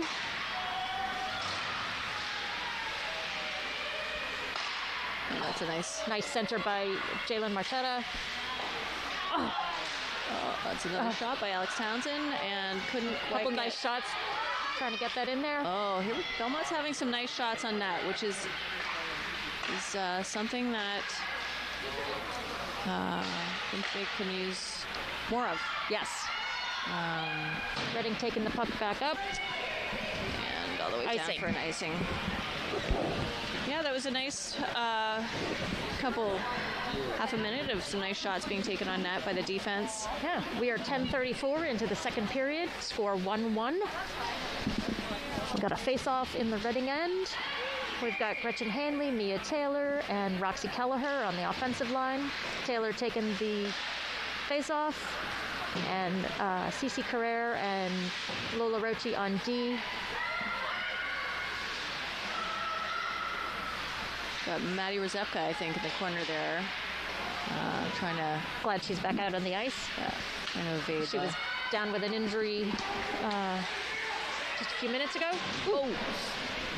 Always get nervous when they go slamming into the boards. Yeah.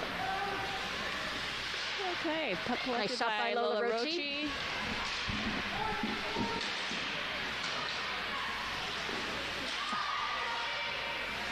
Nice shot by Cece Carrere, only to get Molly Dacey in the back.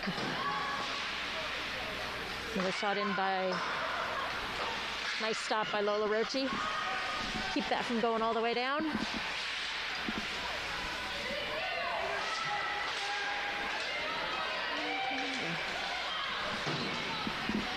A little back and forth here between Reading and Belmont.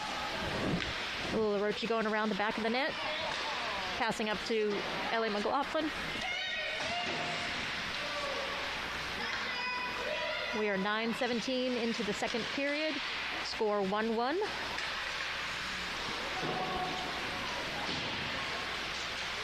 Ooh. Shot from the corner by Reading. Beautiful save by Gray. Really had a strong post there. Okay. For Ellie McLaughlin taking it out, trying to take it out. Oh. Number 17 on Reading. Lacey Carcio bringing around. Icing call on Belmont. I'm going to bring it back down to their end.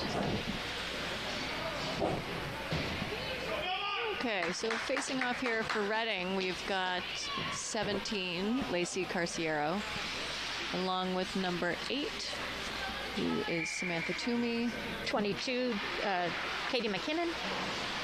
Who had a nice assist in the first period. Back on D, Samantha Toomey, and Elise Verrier. Reading bringing it back in to the Belmont end. Charlotte Wright trying to send it out. So Reading is really controlling it. Nice kick save by Bridget. Okay, here we go. Nice pass by Sadie Taylor to Lily Duffy. Lily bringing it up. Nice shot. Nice shot. Nice catch by the Reading goalie. Alexa Herbert. Or Herbert, as we say in Canada. We are 8:03 in the second period, tied 1-1. We've got Mia Taylor taking the face-off with Roxy Kelleher and Gretchen Hanley out on offense. Shot going wide.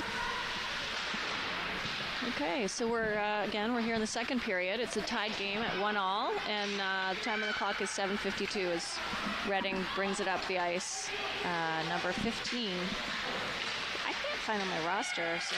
Oh, yes, I can. Allie Sumner. Okay. I don't know why I couldn't pull that together before. A bit of reaching for the puck. Nice stop by Lola Rochi. The feet moving. Nice save by Bridget. Nice save by Bridget Gray. Bridget Gray, the goalie. Yeah. Say that 10 times fast. Yeah.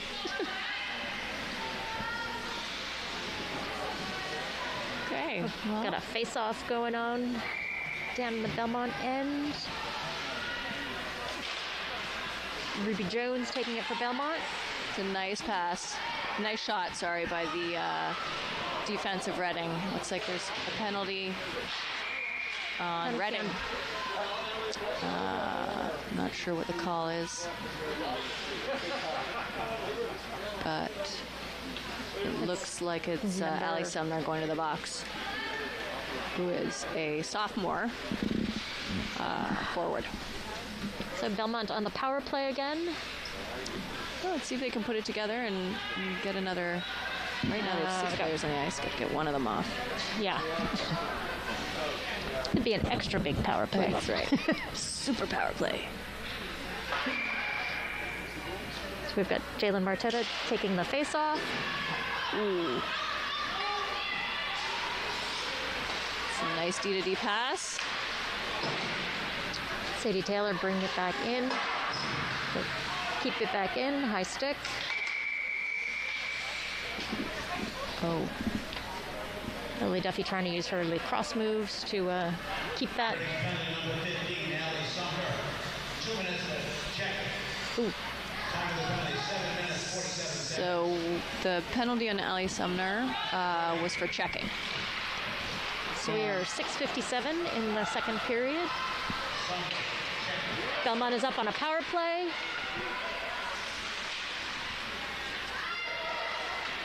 Got Alex Townsend back bringing the puck up.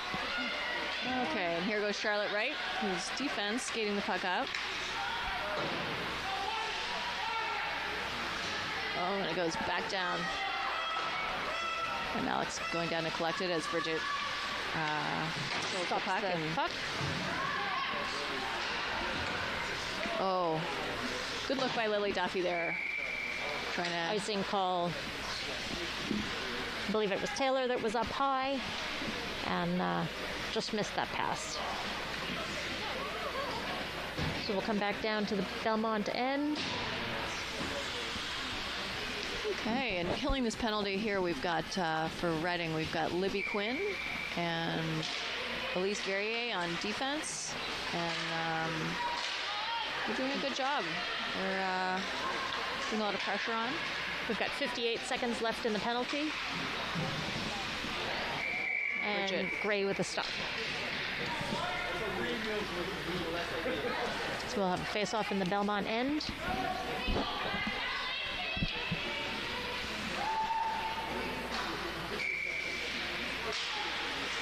So we were talking earlier just about how these two teams are young. It's an exciting time for both the programs in girls hockey. And I think before the game, you and I were talking about the Winter Olympics. And nice shot by Lola. Nice shot by Lola Roche. Another shot by Alex Townsend and stopped by the goalie. Yeah, so the Olympics were on. I watched the USA women defeat the Russian Olympic Committee team. I think it was 5-0. It was a pretty dominant game by the United States. Excellent. Although Russia has a spectacular goalie. Yeah. Unlike Bridget Gray here, stopping a lot of pucks. I think the U.S. women have now 2 wins on their... Oh, okay. Because they won against Finland the first day. Not sure how many games they have in the preliminary... I think there are 5 or 6 round. in each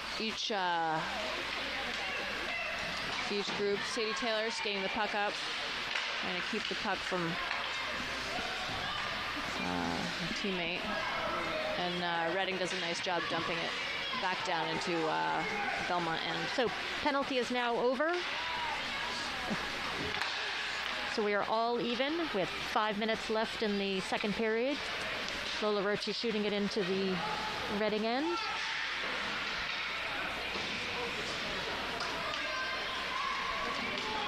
Alex Townsend back to grab the puck.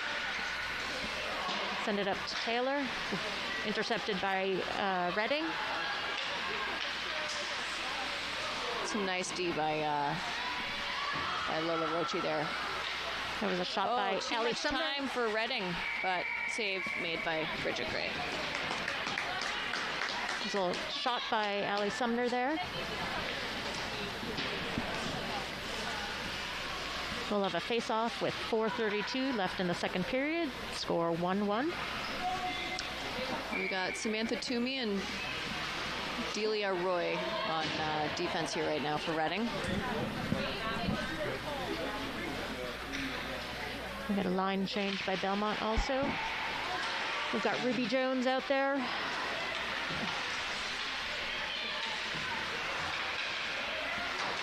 Belmont's having a little trouble clearing it out of their zone. Yeah.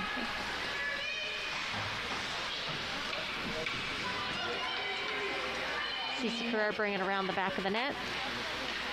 We have different D pairing right now than we usually have. I think that must be a result of the penalty for the power play. CC sending it back into the Reading end, unfortunately for an icing call. Bring it back down to the Belmont end. Okay, so we've got our D pairing back together. We've got Charlotte Wright and Alex Townsend on defense. We've got Gretchen Hanley, Mia Taylor, and Roxy Kelleher-Durkop as the forwards. It's a nice pass. Oh, nice shot from the point. Reading seems to be putting on a lot of good pressure in these last few minutes. Unfortunately, another, ooh, excellent. It would have been an icing call, but it went straight to the goalie. Goalie stopped it and passed it off. We've got Mia Taylor and Roxy battling it over there in the corner.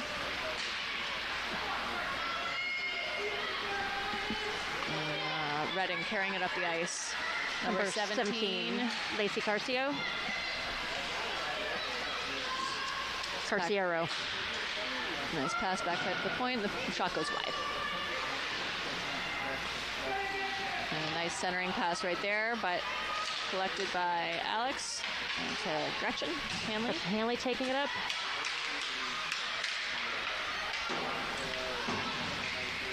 Gretchen Hanley sends it into the Reading zone, only to be intercepted by Reading and have them pass it back. And A lot of back and forth. Oh! Shot by Reading. Nice save by Gray.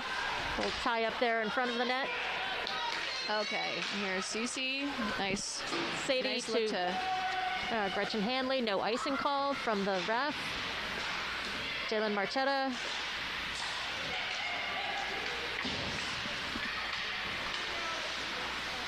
Charlotte Wright trying to send it back in. Intercepted by Reading. Saved by Gray. So we've got 2 minutes and 12 seconds left in the second period. Score is 1-1. Reading versus Belmont. We've got Jalen Marchetta taking the face-off. Lola Rochi with the puck, trying to get it out.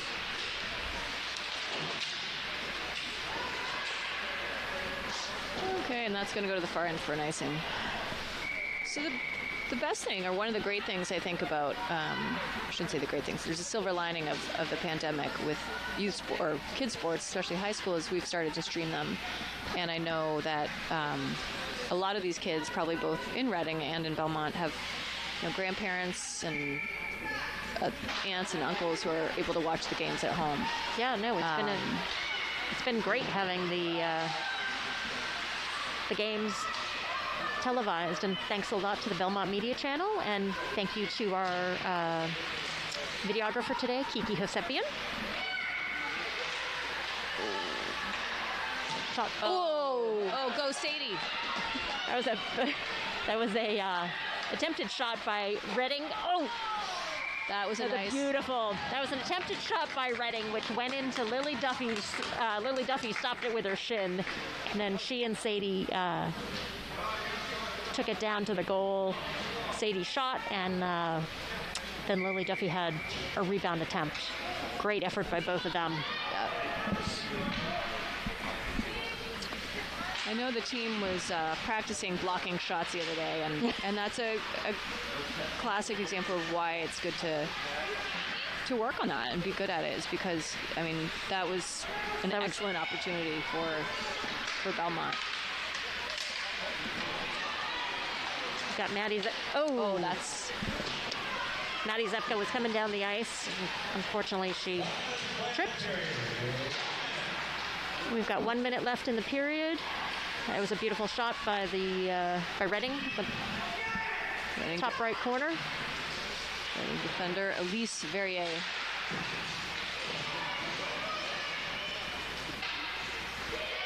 So Reading has put some nice pressure on this these last few moments. We've got Molly Dacey with the puck, taking it up. Ruby Jones.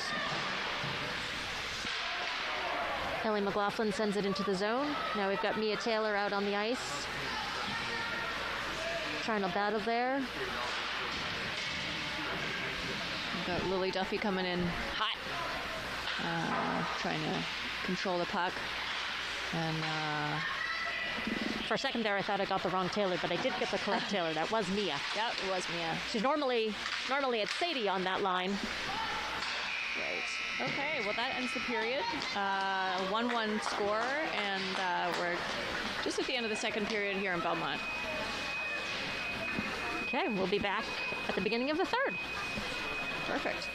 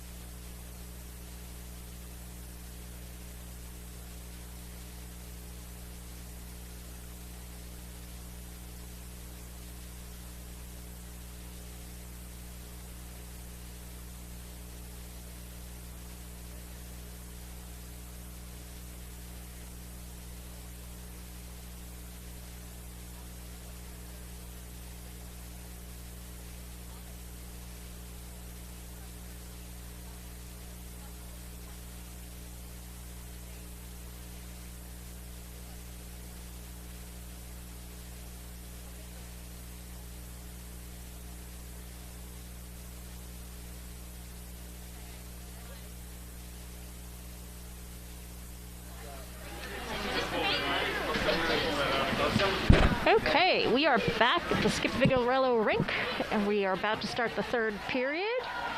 It is Belmont Marauders 1 against the Reading Rockets, and they also have a goal. So we're tied up. We got 15 minutes left in third period. Yep. Okay, the girls are taking the ice. Zamboni door is being closed and shoveled out. Both teams seem pretty psyched to come out here for the third period. We've got Alexa Herbert in goal for Reading.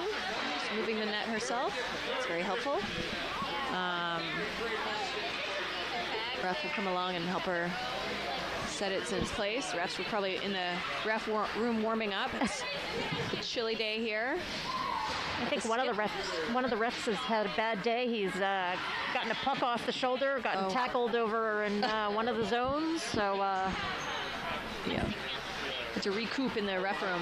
Yeah, but he's setting up the net now. Bridget Gray doing some final stretches, getting between the pipes for Belmont, and we'll see. The Rockets and the Marauders basically have the same. What's the word I'm looking for? Record. But Belmont is in 4th place right now, and Reading is in 5th place. So both teams really want to go out and prove themselves with this game and come out with the win. Yeah. We've got Jalen Marchetta at center here with Sadie and Lily. Is that Lily? And we've got our our defenseman up on the offensive line too. Oh, for that start. That is an interesting formation. Yeah. I am not familiar with that. First, I thought we were on a loss. Okay, Belmont takes it into the closing end. That's Townsend. Townsend sends it back in. Puck comes out of the zone. Sadie Taylor looking to dump it back high and make a change. Line change for Belmont. That is a very tough corner over there. Reading girl just took a bit of a spill. Lily Duffy lost her glove and her stick. Woo!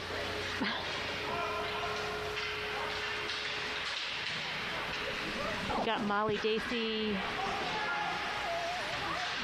Jalen Marchetta on the offensive line, and we've got an icing call on that one from Reading.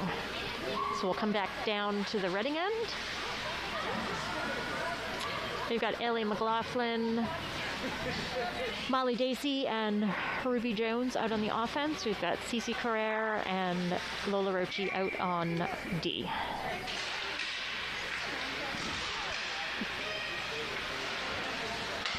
Nice cross by Reading. We've got number that's 2. A nice move by Gianna Bonfilio, and a shot went wide. A nice move by Bonfilio there to get by the final defense of Belmont. It's fun to watch when the girls sort of start to try fun moves, be creative. Shot up to nice point, and a nice, beautiful catch by Gray. Nice save.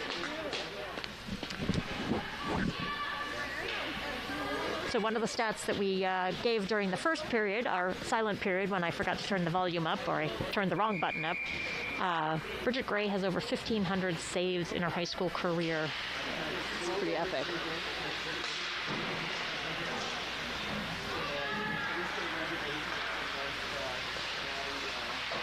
We got Roxy Kelleher, Mia Taylor, and Gretchen Hanley out on offense. 3 of them are attacking. Great forecheck by Hanley and nice job by Kelleher. Taylor trying to keep that in. So the lines have changed around a little bit. We've had one injury so far this year in Belmont. Devin Kelleher's still out, who often centers a line. But it's been nice. It's been nice to see a different mix of girls through the last few games. Sort of see how Coach Murphy is trying out different groupings. We've got an icing call, so we'll bring it back down to the Reading end. We've got 12:42 left in the third period. Score is still 1-1. Got Jalen Marchetta taking the face-off. Yes, Lily. Nice shot by Lily. Or nice poke by Lily. Get it out of the way. Staying down in the Reading end. We've got Sadie Taylor chasing after the puck. And I think that is Libby Quinn taking it up for Reading. Nice shot by Quinn. And always at the ready, Bridget. Oh, that's a place where you want to be stepping into the puck. Not leave it there floating to be collected by the other team. Lola Rochi trying to get it out of our end. That's Sadie Taylor here, coming with lots of speed. Always a dangerous forechecker. Lots of hustle on the puck. It's always exciting player to watch. And nice job by Ruby Jones. Shot by Alex. And we got Ellie passing it off to Ruby. Some nice job there. by Molly. Yep, nice work tying it up. Looks like Alex did not. Offside. Alex Townsend was not able to keep it in the zone.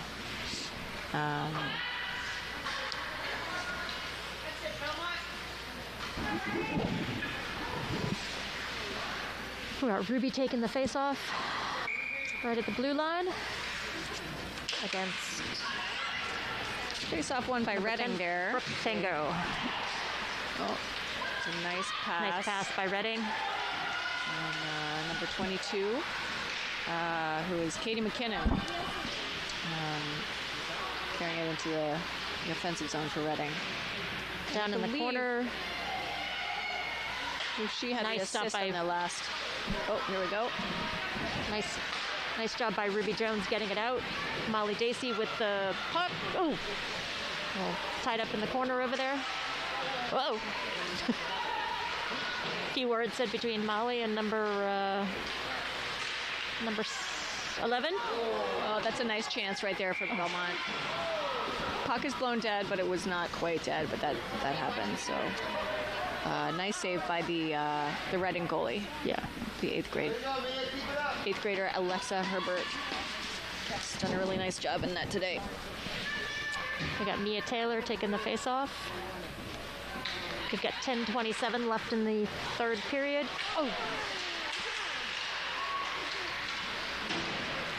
Reading sending the puck out of the zone and an icing call. So we'll bring it back down to the Reading end with 10:15 left in the third period. Score is still tied, 1-1.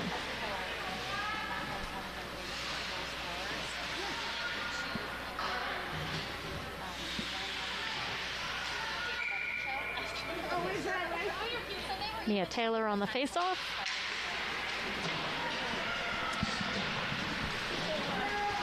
Going after the puck. Roxy Kelleher brings it, trying to keep it back in.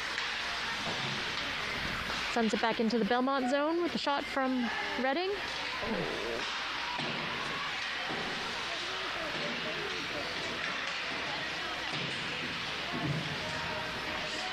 Got a battle of 4 people out there on the boards. Nice job by Mia. No. That Reading player has done it. Did a nice job of being the one to collect it out of there. Pass back and forth between Mia Taylor and Roxy Kelleher. Roxy with the puck. Oh! big pile in front of the in front of the net. Lost a few people down there on the ice. Oh. Nice job by Lola Rochi trying to backhand that back into the Reading zone. Reading brings it up. Shot and a save by Gray.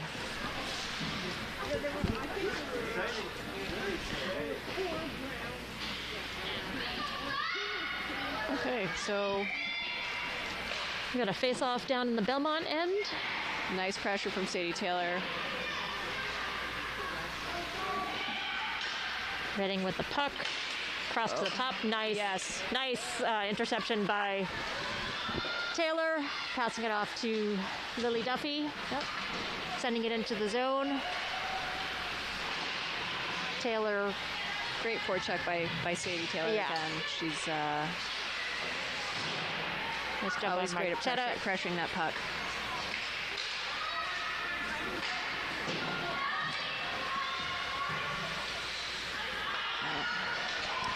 Now we got a 2-on-1. 2-on-1 by Reading. Shot and save by Gray. That was a really nice shot by, I think that was number 11 on Reading. Number 11. So that's Delia Roy. And a lovely pass to set up the 2-on-1 with a nice shot and saved by Got a Bridget. face-off down in Belmont's end. Shot. Ooh, shot over the net. Wow, that was That- a lucky bounce for Belmont, I That would say. dribbled over the net. But Bridget was looking looks for like it, Ellie and, McLaughlin's got the puck, sending it into the Reading zone. Molly Dacey going after the puck. And Ruby Jones over in the corner. And Ellie there to... oh, that's a nice Shot by shot Charlotte. by Charlotte. Shot from the point. We got Over to- Rebecca come bringing the puck up with a nice pass to... Got another 2-on-2. Got a few people down over in the corner. I think that was Maddie Rzepka again down on the ice. Molly Dacey bringing it up. nice pass to Ellie McLaughlin. Ellie McLaughlin bringing it over the blue line. It's a little more chippy right now Yep. out there on the ice, which often happens in a hockey game when you start to get tired and it's a close game and you both really want to go home with a win. That's a nice interception by Mia. backtracking by Mia Taylor. Oh boy. Supposed to be a clearing pass and end up being intercepted by, oh, here we go. We've got, Got Lola Roche coming down the ice with Gretchen Hanley and Roxy on the wing. Nice pass. Oh, nice shot. Just went a Yep. little wide to the right. nice pass is right. Roche sends it back in, but we've got to clear the zone.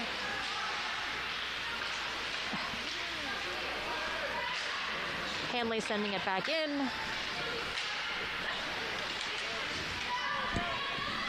We've got 6:14 left in the third period. Still tied 1-1. And we've got an icing call on Belmont. Okay, so we're doing a line change here, which probably isn't a terrible idea. It's nice to have fresh legs at this point in the game. Whenever you can. We've got a couple new players out there for Reading. We've got Rzepka, we've got Roy, we've got Brooke Tango, and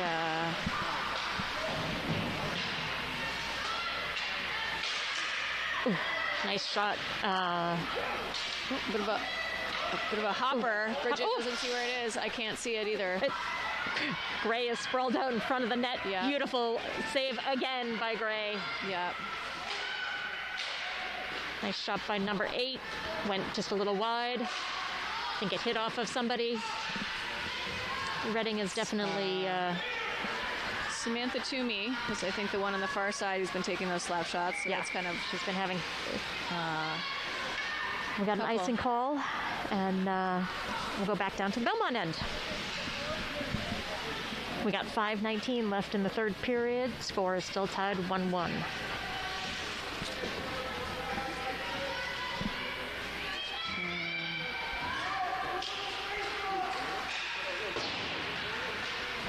Had Ruby Jones on the face-off. That's a nice move by Reading. I couldn't see quite who it was. Oh boy, Nice. what a glove save by Gray. That was a beautiful shot by, I think that was number 17 on Reading. Lacey Carciero. We get another face-off. A lot of pressure coming right now from Reading. They just seem to have a little bit more bounce in their step. They're getting to pucks a little quicker. Yep, we're getting final 5 minutes of the third period, and Reading definitely is turning it on. They seem to be coming out of the corners more often with the puck. And nice interception by Ellie McLaughlin. Couldn't clear the zone. Nice cross by Reading to the front of the net, but fortunately Reading did not get a shot off. Yeah. Ooh, Belmont is... Lola Rocha takes a hit down there and behind the net. Come on, girls.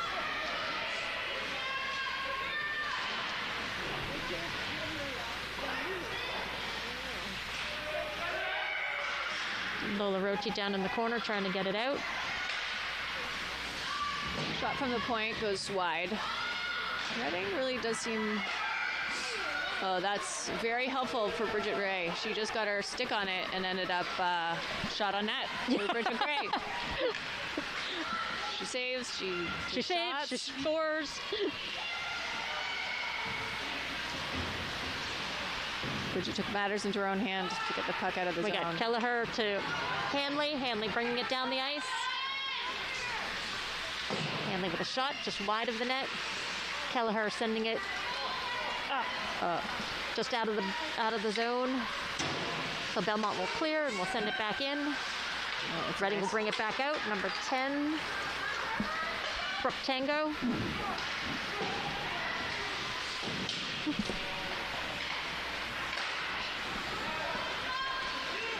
Roxy Kelleher sending it down into the zone. Hanley and Taylor going after the puck.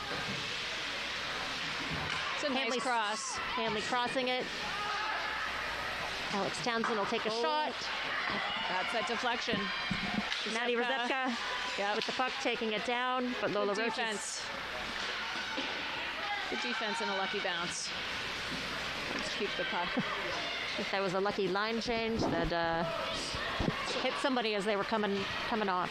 Yeah. We got a line change with Duffy, Marchetta, and Taylor back out on the ice. Nice stop by Lola Rocha, shot from the point. So we've got 2 minutes and 15 seconds left in the third period. The score is still tied, 1-1. Here and see that's a tough pass. There was a pass trying to get it out. Yeah. But intercepted by Reading with a shot.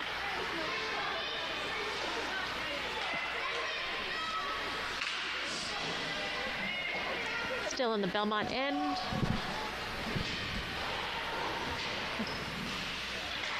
Got Lola Rocha trying to clear that.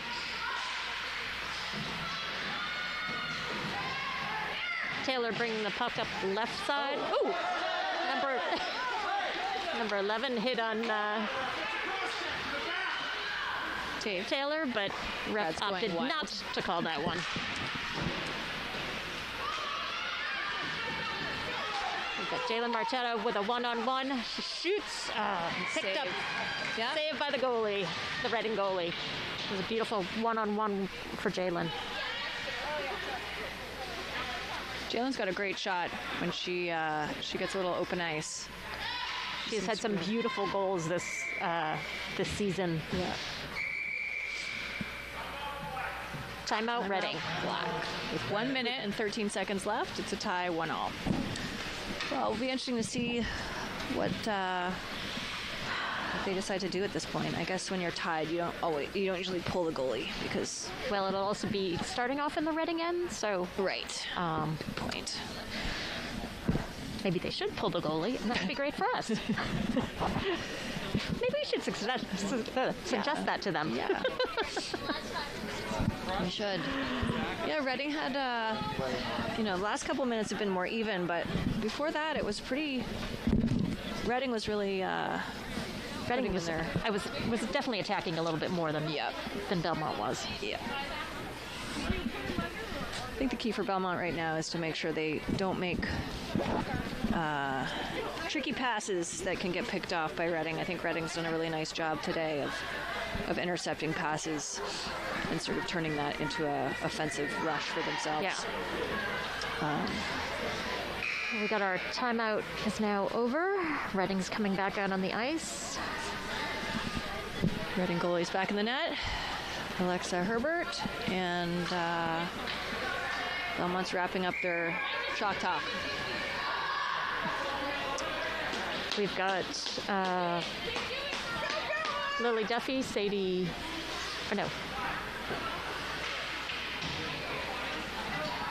Sadie, Jalen, and Lily out on the offensive line, and Charlotte and Alex back on D. We got 1:13 left in the third period, tied 1-1. Sadie going after the puck. Sadie Taylor with some great forechecking. Bit of a scrum over there. Jalen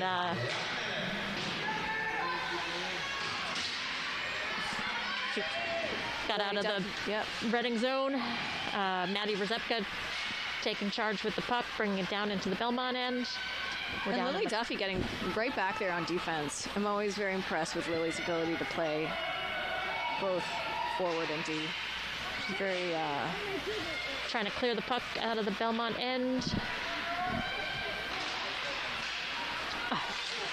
Oh, there we go. It's out of the Belmont end. Out of the... But Reading sending it back in.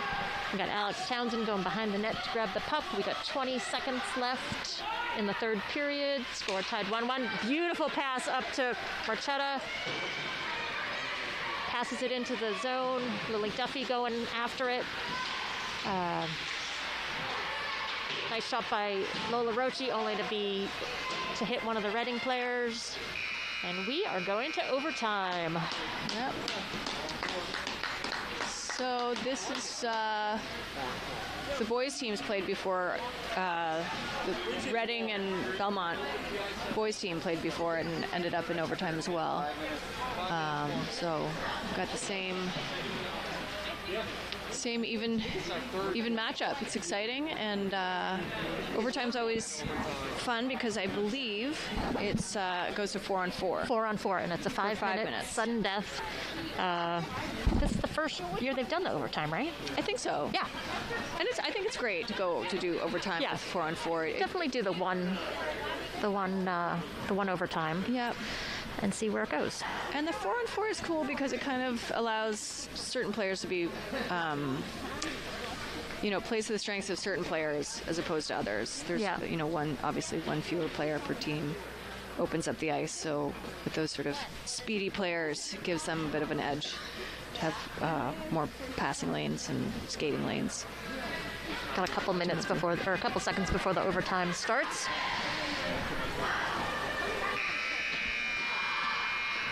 Let's see who the 4 are for Belmont and for Reading that are coming out.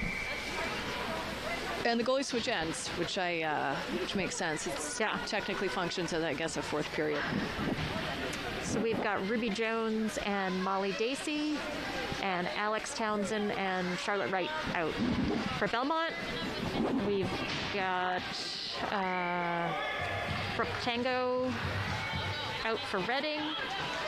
And Maddie Rzepka. Belmont taking the puck. Alex Townsend. Oh, she's nice. Get back. Attempted shot there. Alex has a beautiful shot from the point and has scored a couple beautiful goals this year. Shot by Reading and another save by Gray. I think that was Maddie Rzepka that took the shot on that one. That was 14. Maddie Rzepka, yep. And it looks like Bridget's got 30 saves on the game, give or take. We got a face-off down in the Belmont end. Face-off, we've got Sadie Taylor and Lily Duffy out on the ice now, still with Charlotte and Alex. Duffy going over on the corner with Maddie, I think that's Maddie. coming up to the point. Nice shot by number 8. Samantha Tooney. Samantha Tooney. Oh, beautiful interception by Lily coming down the ice. Oh, able to get a little bit of a shot off there. Yep, and she's back. Sadie Taylor in the corner, digging out the puck as best she can. Pass goes Sending it up to Charlotte. Wright, who's could not sends it in. Lola Rocha sends it in with lots another of good shot. pressure. Great pressure by Belmont. Beautiful save by Hebert. Some of the Belmont parents are starting to pace nervously.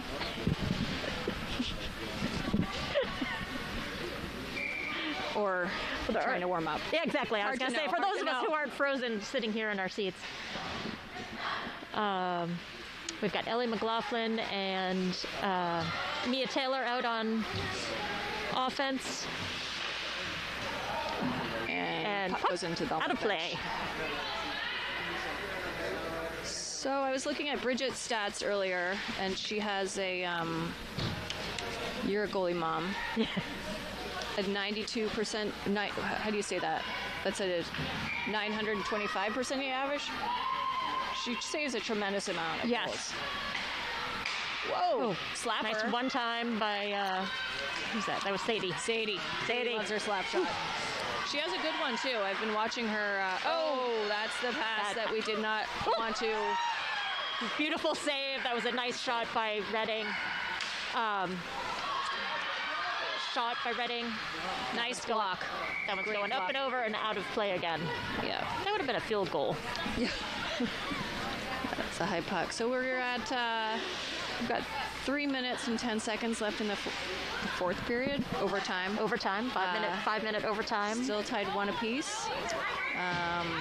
And the face-off is down in the Belmont end. We got Ruby Jones and Molly Dacey out on offense, with Alex and Charlotte back on D. Can't let the people walk out of the corner with that puck. It's number 17, Lacey Carcio. And we got an icing call on Belmont. Yeah. Bring it back down to the Belmont end. Belmont will change, and Sadie Taylor and Lily Duffy will come back out.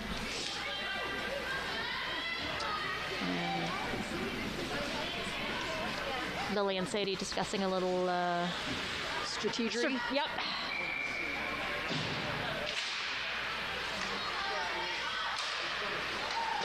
Shot by number 5, Elise Verrier.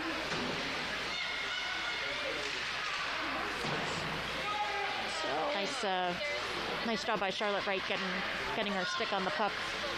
It is, it's going back and forth a lot here, momentum-wise. It feels like Reading right now has a lot of control. Nice And shot, that's a nice save and by beautiful Bridget. save by Gray. That was a beautiful shot by Maddie Rozepka. Yeah. So Reading's changing out a couple players, as is Belmont, changing their defense. We've got Lola Rochi and Cece Cece back. Carreri out on Sadie with the puck. Lily going high. Sadie taking it in.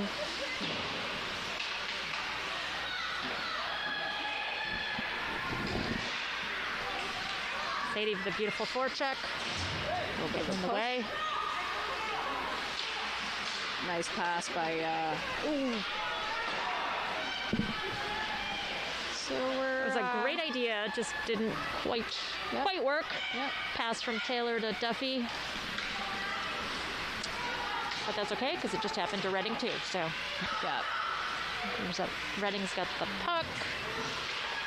Taylor doing a great job trying to interfere. And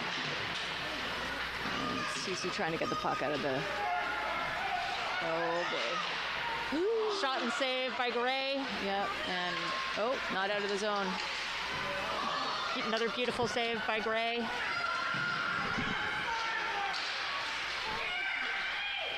Nice job by Lola Rochi getting a Belmont stick has on got there. to, here we go. Got Lily Duffy, Lily Duffy. trying to collect the puck. Trying to get it out. Doing a beautiful job. Taylor taking off. 1 minute That's left in the period. That's some nice defense on the part of Sadie Taylor. Nice job by Lola Rochi, trying to get it away from Great Rzepka. stops and starts here. And well done by Charlotte Really Wright. definitely trying to get it out of the... Ooh, Nice blocker save by Bridget. that was beautiful. With There we go, sending it over to the corner, over to Taylor. Taylor tries they to are clear having it. a tough time getting it out of the zone. I think Belmont's looking a little tired. yeah, I think they haven't been able to get the change that they needed. And Charlotte Wright getting it out of the zone. Number got 11 it. for Reading bringing it in. Shoots. Beautiful save by Gray. We got 17 seconds left in this overtime. It's just a 5 minutes. So Reading is really putting on all the pressure right now. Yeah. Belmont needs, I mean, they're getting a line change, which is good because they need the new legs out there. We've got And, Mia Taylor and Ruby Jones. And Oh, beautiful. nice pass job by Mia. Mia and Ruby getting it down into the Reading end. Yeah. We've got 3 seconds left. And looks like it's going to be a And- tie. So thank you everyone at home who watched.